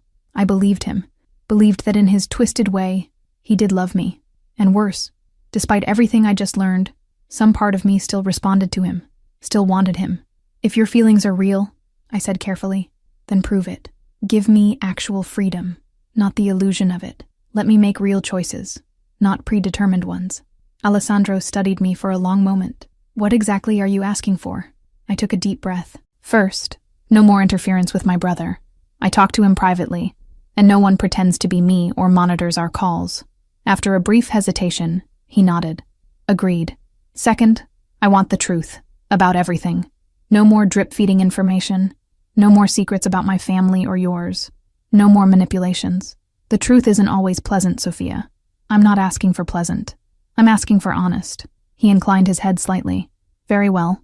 I steeled myself for the last demand, the one that would truly test his claims. And third, I want to leave this yacht, tonight, to go back to my apartment and have real space to think, without your men watching me, without being in your territory. Alessandro's expression hardened. That I cannot allow. Not with Valentina aware of your importance to me, not with the families watching. Then we have nothing more to discuss, I said flatly. Because I won't be a prisoner, Alessandro. No matter how luxurious the cell. We stared at each other across the bed, at an impasse that seemed insurmountable. The attraction between us, the connection that had sparked from our first meeting, still hummed in the air, but now it was tangled with anger, betrayal, and the clash of two strong wills. After what felt like an eternity, Alessandro spoke. One night, he said finally. You can return to your apartment for one night. With Marco and two others watching the building. Not you, the building. He held up a hand when I started to protest. That is non-negotiable, Sophia. Your safety is paramount, whether you believe in the threat or not. One night wasn't much, but it was something. A concession, however small, to my autonomy. And after that one night? I asked. Alessandro's gaze was intense. After that, you return here to continue our discussion, to make your final decision with all the information before you. His voice softened slightly. I have made mistakes, Sophia. Let me begin to make amends. Let me prove that what I feel for you is real. Not possession, not obsession, but love. The word sounded strange coming from him. This dangerous man who commanded an empire with blood on its hands. And yet, there was vulnerability in his eyes I hadn't seen before. A crack in the armor of the powerful Alessandro Ricci. One night, I agreed finally. And then, I come back here to finish this conversation. Relief flashed across his features, quickly controlled. Marco will take you home within the hour. As he turned to leave, I called after him. Alessandro. He paused at the door, looking back. If you truly love me, you'll understand that real love doesn't cage. It sets free. Something shifted in his expression. Consideration, perhaps, or the first glimmer of understanding. He nodded once, then left, closing the door softly behind him. Alone again, I sank onto the bed, my legs suddenly weak. I had stood my ground against one of the most dangerous men in New York, and won at least a small victory. But as I began to gather my few belongings, I couldn't ignore the voice in the back of my mind that whispered doubts. Was I fighting against my imprisonment or my destiny? Rejecting manipulation, or denying a connection that transcended ordinary understanding? And most troubling of all, was I more afraid of Alessandro's darkness, or the answering darkness I felt stirring within myself? The familiar surroundings of my apartment felt both comforting and strange after just one night away. I ran my fingers along the worn spines of my art history books, straightened the framed print of Botticelli's Birth of Venus that hung slightly crooked on the wall, breathed in the scent of the lavender candle I always kept on my coffee table. This tiny space had been my sanctuary for 3 years, the first place that was truly mine after college, and yet it felt different now. Smaller, less secure. Knowing what I knew about Alessandro, about the world he inhabited, about my own family history, it changed how I saw everything. I moved to the window and peeked through the blinds. A black SUV was parked across the street, Marco visible in the driver's seat. Alessandro had kept his word about the security detail, at least. I wasn't being watched inside my apartment, but the building was under surveillance. Protection or imprisonment? The lines seemed increasingly blurred. My phone buzzed with a text from Michael. Hey sis, got your message about Grandma. I'll be in NYC Thursday night. Send me your address. I'll come straight there. Love you. My heart squeezed. My little brother, ready to drop everything and rush to my aid based on nothing but our childhood code. I typed a quick response, assuring him I was okay for now, but that we needed to talk in person. I didn't give my address. Not yet. Not until I decided what to do about Alessandro, about all of this. I took a long shower in my tiny bathroom with its temperamental water pressure, a far cry from the luxurious ensuite on the yacht. As I dried my hair, I noticed a box on my dresser that hadn't been there when I left for Antonio's event. Inside was a delicate gold chain with a pendant, a small rose wrapped around the hilt of a sword, the Rossi family crest. A note in Alessandro's distinctive handwriting accompanied it. This belonged to your grandmother. My father's men recovered it from the villa in Florence before it was destroyed. It should be returned to its rightful heir. My hands trembled as I lifted the necklace. It was old, the gold warm and soft with age. Had my grandmother worn this in Florence, before her family was destroyed and she fled to America? Had she been forced to leave it behind in her escape? I fastened it around my neck, the pendant settling against my collarbone as if it belonged there. In the mirror, my reflection seemed different. My eyes darker, my posture straighter. The woman looking back at me wasn't just Sophia the waitress anymore. She was someone with history, with blood ties to power, with a legacy both terrible and fascinating. The thought sent a shiver through me. Was I becoming what Alessandro had seen in me from the beginning? Was I embracing a heritage I hadn't even known existed a week ago? I spent the rest of the evening researching, using my laptop to search for information about the Rossi family of Florence, about Italian crime families in America, about Alessandro himself. Most of what I found was fragmented, contradictory, or clearly sensationalized. The Riccis operated in shadows, controlling information as carefully as they controlled their territories. By midnight, my eyes were burning with exhaustion, but my mind was still racing. I made a cup of chamomile tea and curled up on my second-hand sofa, trying to sort through the tangle of emotions and revelations. Alessandro had lied to me, manipulated me, invaded my privacy in ways that were unforgivable. And yet, there was truth in what he'd said as well. He had seen something in me from the beginning, something I hadn't recognized in myself. He had offered me a life beyond the constraints of student debt and dead-end jobs. He had wanted to give me the world, but at what cost? My freedom? My identity? My soul? I dozed off on the sofa, still dressed, the Rossi pendant warm against my skin. In my dreams, I walked through the streets of Florence, a city I'd never visited but somehow knew intimately. Alessandro walked beside me, our hands intertwined, his dark eyes watchful as always. Behind us followed shadowy figures. Protection or threat, I couldn't tell. Ahead, a villa with a familiar crest above its gates beckoned. Home or prison? In the logic of dreams, it seemed to be both at once. I woke with a start at 3 a.m, my heart racing. Something had disturbed my sleep. A noise, a presence. I sat up, blinking in the darkness, and nearly screamed when I saw a figure sitting in the chair across from me. "I didn't want to wake you," Alessandro said quietly, his face half illuminated by the streetlight filtering through my blinds. "How did you get in?" I demanded, pulling my knees to my chest, putting distance between us. "I have a key." Of course he did. He owned the building. "You promised me one night alone," I reminded him, anger replacing fear. "It hasn't even been 12 hours. Alessandro leaned forward, his elbows on his knees. He looked different, his usual immaculate appearance slightly disheveled, his hair tousled as if he'd been running his hands through it, his eyes shadowed with what might have been exhaustion or concern. "Valentina's family made a move," he said without preamble. "One of their associates was caught trying to access information about you. Your daily routines, your brother's location at university, your former boyfriends." A cold dread washed over me. "Why?" "Because they see you as my weakness." Alessandro's voice was flat, controlled, but I could sense the rage simmering beneath. "Because if they can't hurt me directly, they'll try to hurt what matters to me. And that's me," I said softly. His eyes met mine in the darkness. Yes, the simple confirmation hung between us. Whatever else Alessandro was, whatever his methods, his deceptions, his feelings for me were real. Dangerous, possessive, perhaps even destructive, but real. "What happened to the associate?" I asked, not sure I wanted to know the answer. "He's being questioned." Alessandro's tone made it clear what that entailed. "We need to know how much information was already passed to the Moretti family, how extensive their surveillance has been." I wrapped my arms around myself, suddenly cold despite the mild spring night. "So you came to take me back to the yacht?" "I came to protect you," he corrected. "The yacht is the most secure location right now, yes. But," he hesitated, something I'd rarely seen him do, "I also came to apologize."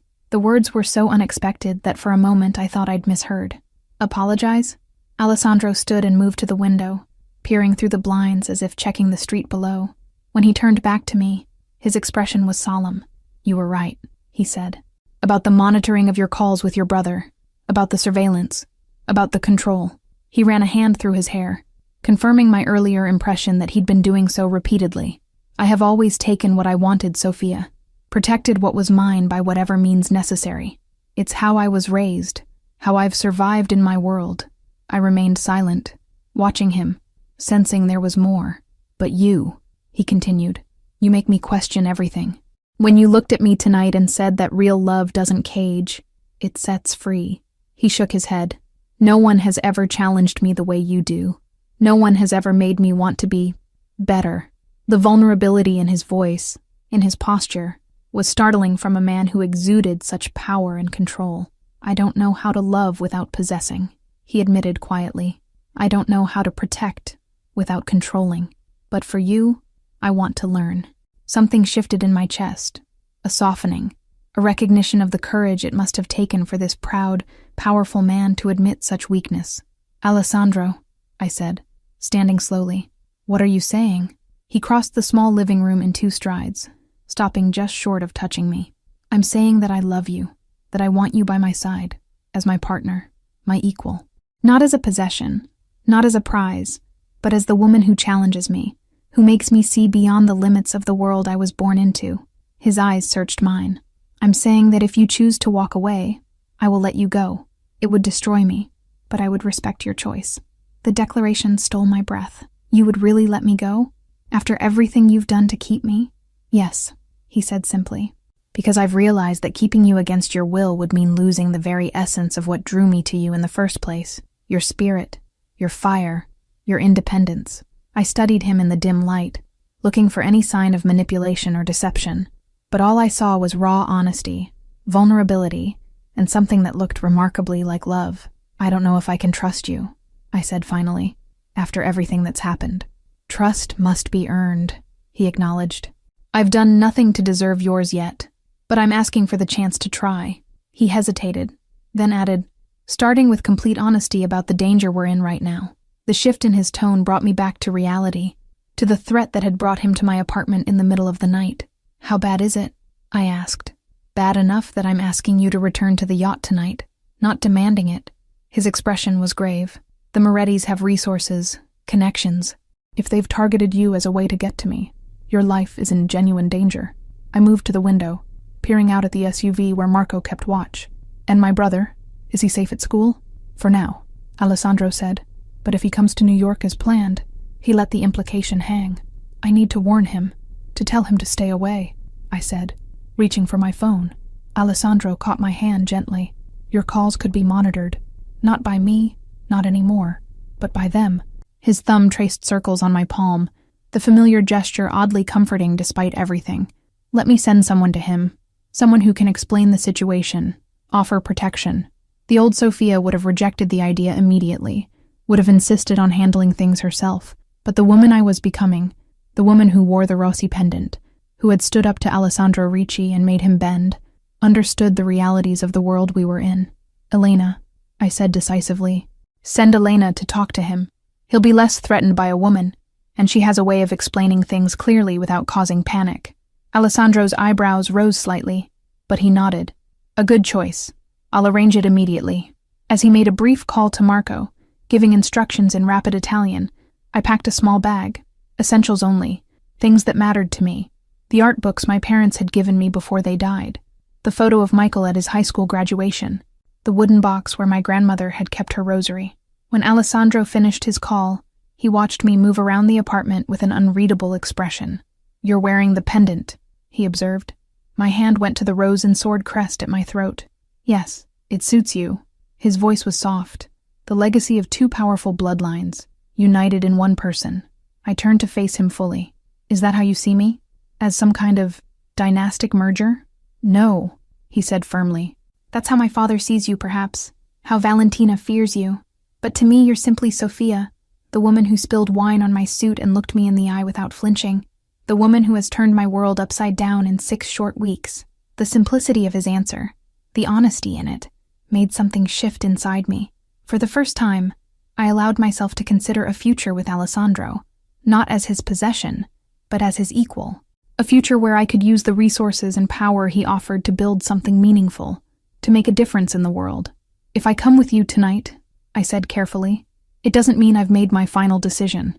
I still need time." "Of course," he agreed immediately. "The danger changes our timeline, but not your right to choose."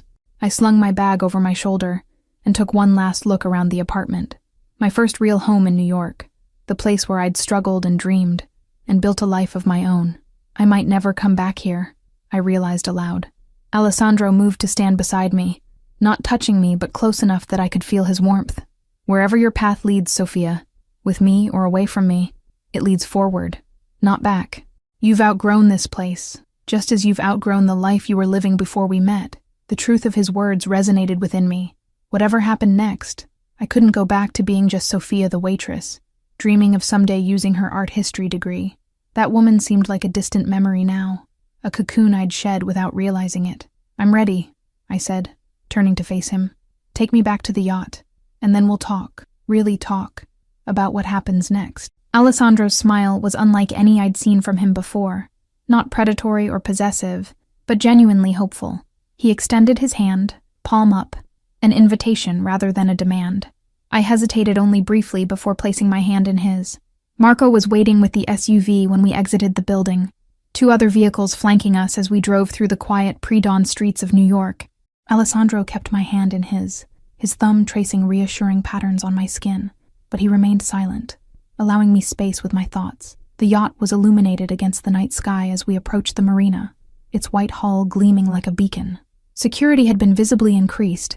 Armed men patrolled the docks, and I counted at least 6 guards on the vessel itself. "Is all this really necessary?" I asked as we boarded. Alessandro's expression was grim. The Morettis wouldn't dare move against me directly, not without support from other families. But you, he squeezed my hand gently. You they see as an unexpected vulnerability, a way to destabilize me before making larger moves. Because they think I'm important to you, I said. Because you are everything to me, he corrected. And they know it. We moved through the yacht to a different stateroom than I'd occupied the previous night. Larger, more central. And I noticed, with reinforced doors and what appeared to be bulletproof glass in the windows. My quarters, Alessandro explained as I took in the space. The most secure room on the yacht. I set my bag down, suddenly exhausted. The adrenaline that had carried me through the night was fading, leaving me drained. You should rest, Alessandro said, noting my fatigue. We can talk in the morning. No, I said firmly. I've waited long enough for the full truth. I want it now, while we're both too tired for games or manipulation. He studied me for a moment, then nodded. Very well. He gestured to a sitting area by the windows. What do you want to know first? I sat, gathering my thoughts. Everything. Start with my grandmother, the Rossi family, then your family, how they came to power. Then, I took a deep breath, then us.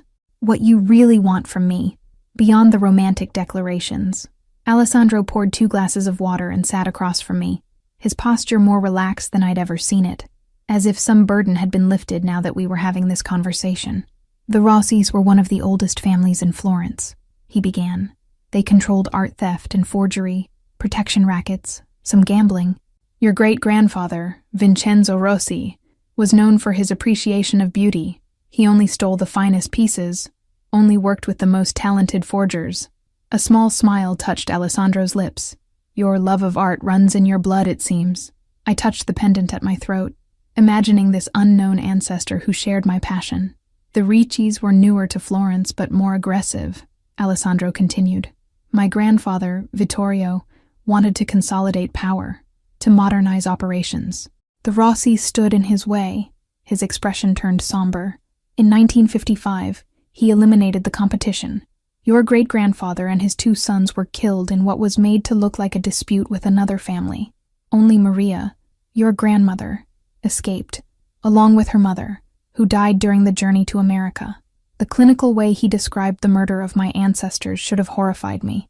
Instead, I felt a strange detachment, as if he were describing characters in a history book rather than my own blood relatives. And your family? I prompted. How did you come to New York? My father was 18 when the Rossis were eliminated. He saw the potential for expansion beyond Italy, and America was the land of opportunity. He convinced his father to send him to New York to establish connections. Alessandro's pride in his father was evident despite their complex relationship.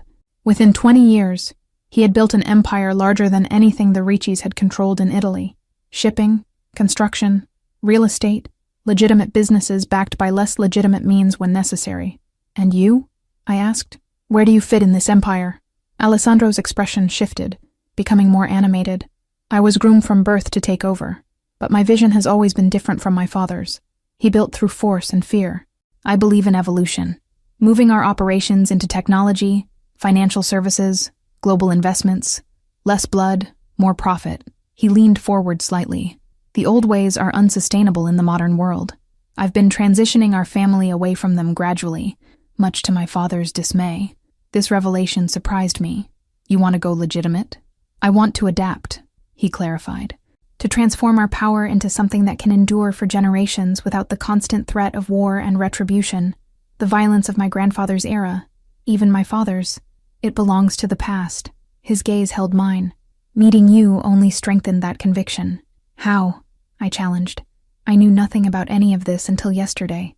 But your blood knew, Alessandro said softly. The granddaughter of Maria Rossi, raised away from our world but still carrying that fire, that strength. When I look at you, I see the future, a joining of our families, a healing of old wounds, a new dynasty built on more than fear and control. The grandeur of his vision was both seductive and overwhelming. And what would my role be in this new dynasty? Alessandro's eyes never left mine. Whatever you want it to be. Your art history degree could be put to use building the finest private collection in the world, or establishing foundations to support museums and artists. Your intelligence could help guide our legitimate business investments. Your compassion could direct our charitable giving. His voice softened. Or you could simply be my wife, the mother of our children, the heart of our family. The choice would be yours. The future he described was tempting, a life of purpose and power, of wealth directed toward passion rather than mere accumulation. But questions remained. And the illegal operations? I pressed. The violence, the control, the fear? Would I be expected to accept those as well? I would never ask you to participate in anything that compromised your principles, Alessandro said carefully. And as I said, I've been moving us away from the more problematic aspects of our business. He hesitated, then added with surprising honesty, but I won't lie to you, Sophia. Some of those elements remain necessary, at least for now. We have enemies, rivals, threats like the Morettis. I appreciated his candor, even if the content troubled me. And what about my brother? Would he be drawn into this world too? Alessandro considered the question. That would be his choice. Many in our organization have siblings, cousins who live entirely normal lives, protected but separate from our operations. Others choose to join the family business in various capacities. His expression turned serious. But all family receives protection, regardless of their involvement. Your brother would never want for anything. Education, opportunity, security. Dawn was breaking outside the windows, the first pale light of morning reflecting off the water. I had been awake all night, and exhaustion was making it difficult to think clearly. I need time, I said, rubbing my eyes. Real time, to process all of this, to decide if this is the life I want. Alessandro nodded, standing. Rest now. We'll continue this conversation when you've had sleep. He moved toward the door but paused with his hand on the handle. Whatever you decide, Sophia, know this. Meeting you has changed me in ways I'm only beginning to understand. If you choose to leave, I will be less than I could have been with you beside me, but I will let you go. The sincerity in his voice, the vulnerability in his posture. It was a side of Alessandro Ricci I suspect few had ever seen. After he left, I collapsed onto the bed, too exhausted to even change clothes. Despite the tumult of emotions and revelations, sleep claimed me almost instantly. I dreamed of Florence again, but this time, I wasn't walking its streets as a visitor. I was standing on a balcony overlooking the city, the Rossi pendant at my throat, Alessandro beside me, his hand entwined with mine. Below us, the ancient city spread out in all its Renaissance glory, and I knew, with the certainty that only comes in dreams, that it was ours to protect, to nurture, to transform. I woke hours later to late afternoon sunlight streaming through the windows. Someone, Elena perhaps, had left a tray with fresh fruit, pastries, and coffee on the bedside table. A note in Alessandro's handwriting informed me that he had business in the city but would return for dinner, and that Marco and Elena were on board if I needed anything. After showering and changing into clothes from my bag, I wandered the yacht, finding it surprisingly empty except for essential crew and security. Elena found me on the sun deck, gazing out at the Manhattan skyline. "You look better," she said, joining me at the railing. "More rested. Has there been any news?" I asked. "About the Morettis? About my brother?" Elena's expression was reassuring. "My husband left at dawn to speak with your brother. He should be reaching him about now." She paused. "Alessandro has called a meeting of the families for tomorrow night. A show of strength, a clear message that any move against you will be considered an act of war." The casual way she discussed such things, as if arranging a dinner party rather than a Mafia summit, was jarring. "Is this my life now?" I asked, more to myself than to Elena. "Talk of wars and enemies and shows of strength?" Elena's smile was knowing. "It's not so different from the world of art you studied, no? Powerful families, patronage, competition, beauty intertwined with violence." She gestured toward the city. The Medicis were no less ruthless than the Riccis, just more celebrated by history. The comparison was surprisingly apt. "Did you choose this life, Elena? Or were you born into it like Alessandro?" "I was a school teacher in Naples," she said, her expression softening with memory. "Marco was assigned to protect a Ricci business interest near my school. He watched me for weeks before he approached me." Her laugh was light, musical. "I thought he was just a security guard with a crush. By the time I learned who he really was, who he worked for, I was already in love." "Did you ever regret it?" I asked. "Entering this world?" Elena considered the question seriously. "There have been difficult moments, sacrifices, adjustments, but no, I don't regret it." She turned to face me fully. "Love is always a risk, Sophia. In our world, or any other. The question is whether the man is worth the risk. And Marco is worth it for you? Her smile was radiant. Every day, even the hard ones. She squeezed my hand gently.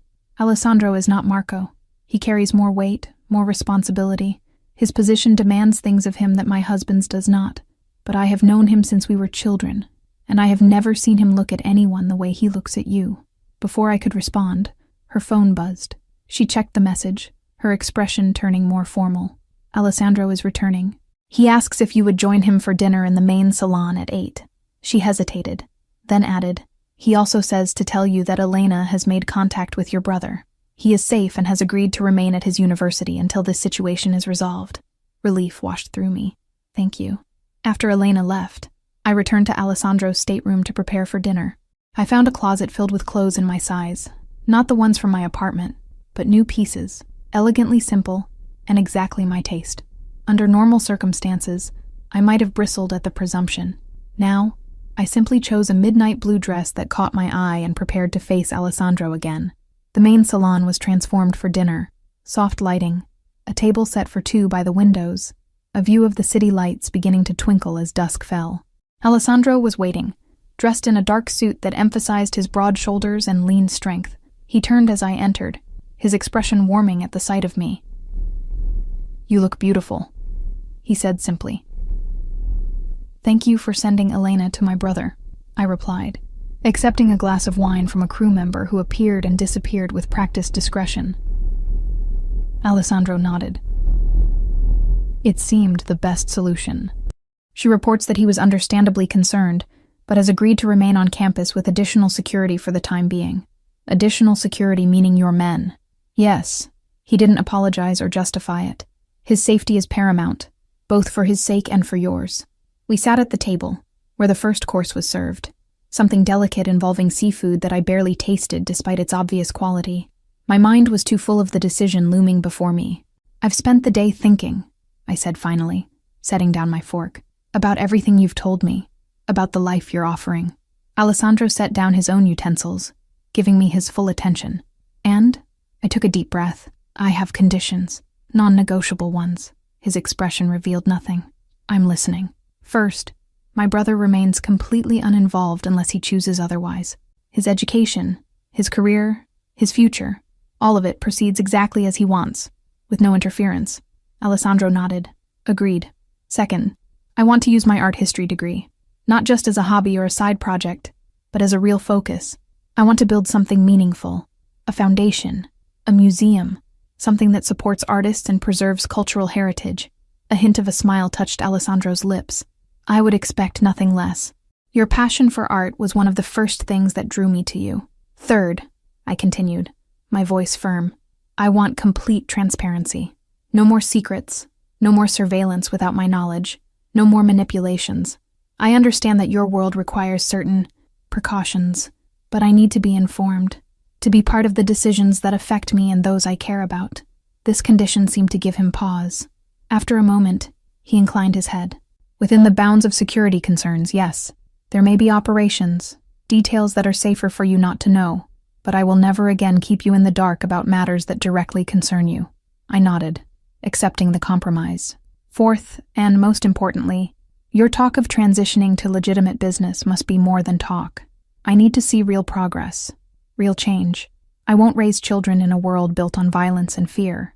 Alessandro's eyes widened slightly at the mention of children, our children, before his expression turned serious again. "That transition is already underway. With you beside me, it would accelerate." He leaned forward, his gaze intense. "You have to understand, Sophia. Change too sudden could create power vacuums, trigger conflicts more dangerous than the status quo. It must be strategic, measured." "I understand that," I said. "I'm not naive enough to think it could happen overnight. But I need to know that it's a genuine priority, not just something you're saying to appease me." "It is," he said firmly. "It has been since before I met you. You've only strengthened my resolve."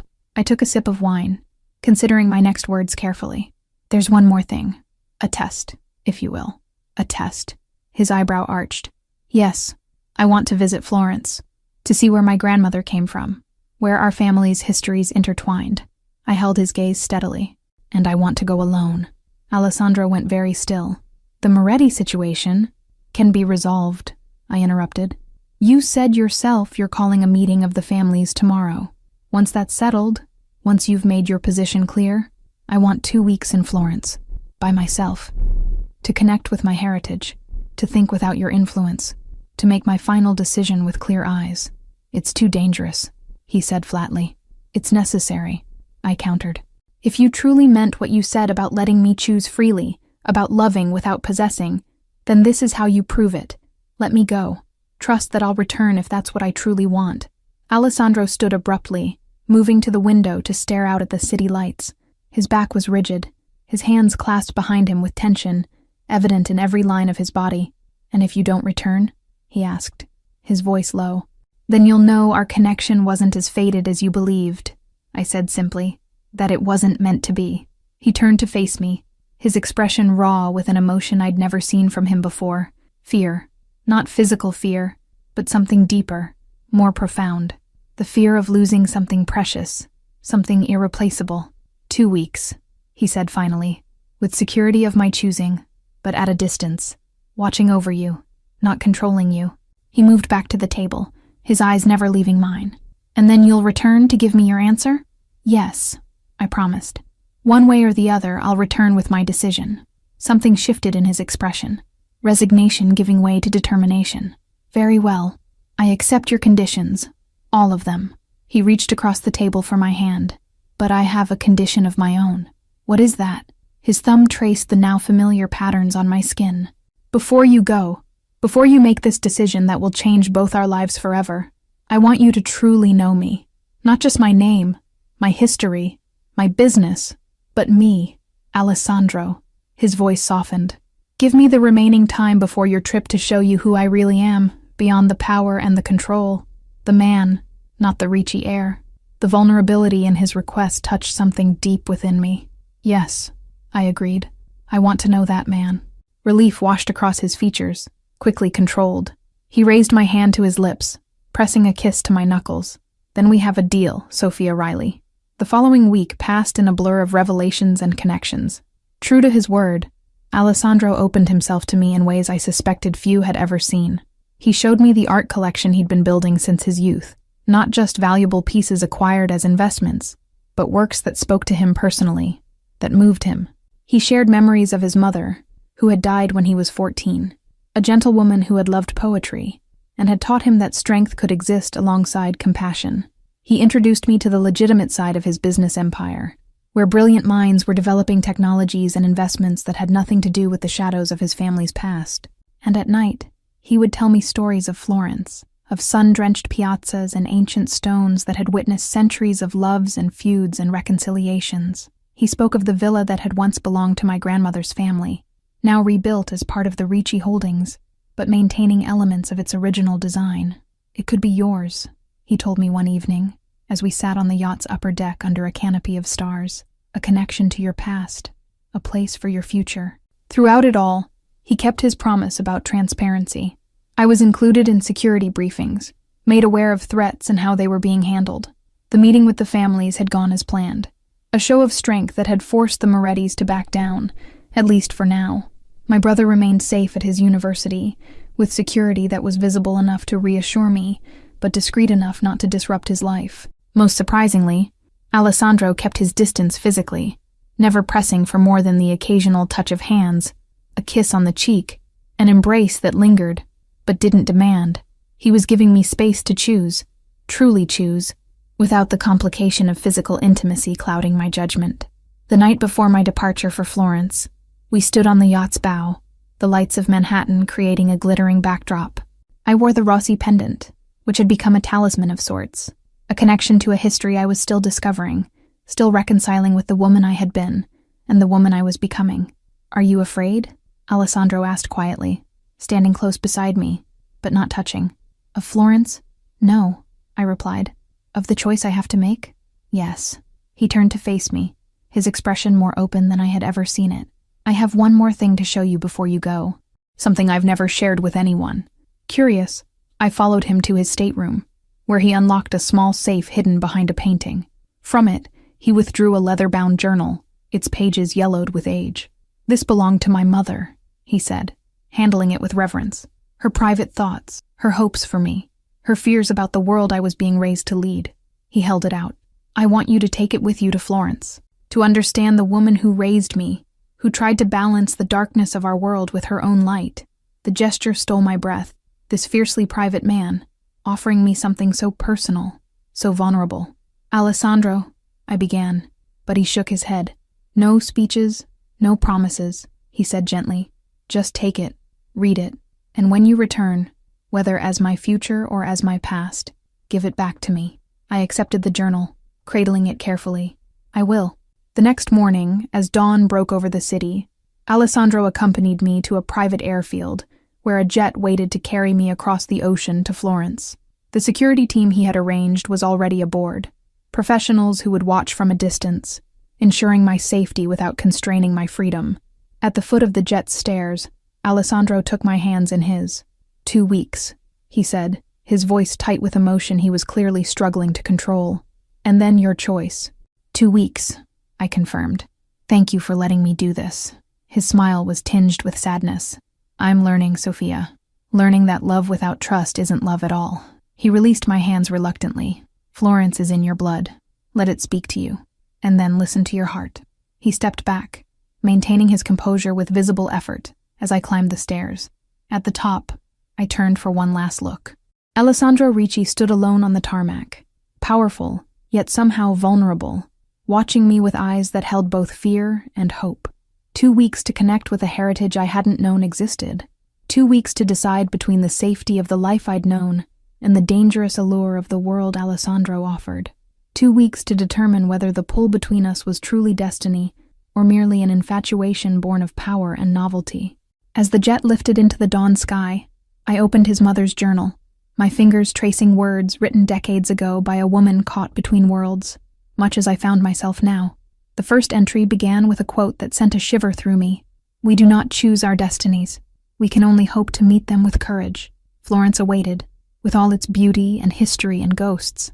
And after Florence, a choice that would determine not just my future, but the future of 2 bloodlines that fate or chance had brought together again after generations apart. I closed my eyes, feeling the weight of the Rossi pendant against my skin, the leather binding of Maria Ricci's journal in my hands. Whatever I decided, whatever path I chose, I knew with absolute certainty that the woman who would return from Florence would not be the same one who had spilled wine on Alessandro's suit 6 weeks ago. That woman, the waitress with deferred dreams and limited horizons, was already gone, transformed by the fire Alessandro had seen burning within me from the beginning. Whether I returned to him or walked away, that fire would never be extinguished again. 2 weeks. And then a choice that would change everything, forever. 3 weeks later, the Italian sun warmed my face as I stood on the terrace of the villa, gazing out over the rolling Tuscan landscape. Vineyards stretched toward the horizon, their neat rows creating patterns of green and brown against the hillsides. In the distance, the spires and domes of Florence caught the late afternoon light, gilded with the same golden glow that had captivated artists for centuries. 2 weeks in Florence had stretched to 3, my exploration of my heritage and my future requiring more time than I had anticipated. Alessandro had granted the extension without question when I'd requested it, a small but significant demonstration of his commitment to giving me true freedom to choose. I heard footsteps behind me, familiar now, the measured tread of a man who moved with purpose and certainty through the world. I didn't turn, keeping my gaze on the landscape, as Alessandro came to stand beside me at the stone balustrade. It's beautiful, he said quietly, not looking at me, but at the view I was admiring. Yes, I agreed. I can see why my grandmother missed it, even after building a new life in America. We stood in silence for a moment, the space between us charged with everything that remained unsaid. I had returned to the villa, once my family's, now his, 3 days ago, but we had not yet spoken of my decision. He had given me space, patience, allowing me to reacclimate to his presence after weeks apart. You've restored it well, I said finally, gesturing to the villa around us, honoring its history while making it your own. Alessandro's gaze shifted from the landscape to me. Some things are worth preserving, even as they transform. His eyes searched mine. You've changed. It wasn't a question, but I answered anyway. Yes. My hand went to the Rossi pendant at my throat, a gesture that had become habitual during my time in Florence. I found pieces of myself I didn't know were missing. In the ancient city of my grandmother's birth, walking streets where both Ricci's and Rossi's had once wielded power, I had felt connections to a past that helped me understand my present and imagine my future. I had visited museums and churches, had spoken with old shopkeepers who still remembered stories of the families that had once controlled the city's fortunes. I had sat in sun-drenched piazzas, reading Alessandro's mother's journal, finding in her words an echo of my own struggles, a woman balancing love with independence, passion with principle. "And your decision?" Alessandro asked, his voice carefully controlled but unable to hide the tension beneath. I turned to face him fully, taking in the man who had upended my life, who had seen something in me I hadn't recognized in myself. In our weeks apart, his presence had never faded from my thoughts, his intensity, his complexity, the vulnerability he had shown only to me. "My time in Florence helped me understand something important," I said. "My grandmother didn't run from who she was. She ran from a world that gave her no choices, no agency. She reinvented herself not to escape her heritage, but to claim ownership of it on her own terms." Alessandro nodded slowly, his eyes never leaving mine. "And you wish to do the same?" "Yes." I took a step toward him, closing some of the distance between us.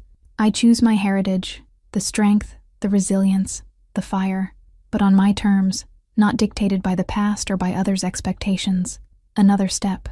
I choose a future where I can make a difference, where my passions have purpose, where I'm not just surviving but building something meaningful." His expression remained guarded, waiting for the words that would determine everything. "And us?" I closed the final distance between us, reaching up to touch his face, the first contact between us since I had left New York. "I choose you, Alessandro," I said softly, "not because of fate or blood or destiny, not because of wealth or power or security, but because in you, I've found someone who truly sees me, all of me, even parts I didn't see myself." My thumb traced his cheekbone, mimicking the gesture he had so often used with me. "I choose partnership, not possession. Passion tempered with respect, love without cages." The control he had maintained shattered at my words. His arms came around me, drawing me against him with a desperation that spoke of weeks of uncertainty and longing. "Sophia," he breathed, my name a prayer against my hair. I wrapped my arms around him, feeling the rapid beat of his heart against mine. "I'm not saying it will be easy," I murmured. "We come from different worlds. We'll face challenges, from your family, from rivals, from our own stubborn natures." Alessandro pulled back enough to look into my eyes, his hands framing my face with a gentleness that belied the strength I knew they possessed. "Nothing worthwhile is ever easy," he said, "but together, we can transform both our worlds, build something new from the ashes of the old." The conviction in his voice, the vision he painted, it resonated with what I had come to understand about myself during my time in Florence. I wasn't just Sophia the waitress anymore, but neither was I merely a Rossi heir or a potential Ricci bride. I was something new, something of my own making. "Together," I agreed, sealing the promise with our first real kiss, a beginning rather than an ending, a choice freely made rather than a destiny imposed. As the sun set over Florence, gilding the ancient city in amber and gold, I thought of my grandmother, a young woman who had fled violence and loss to build a new life far from her roots. I hoped she would understand my choice to reclaim what she had left behind, to transform rather than reject the legacy of my blood.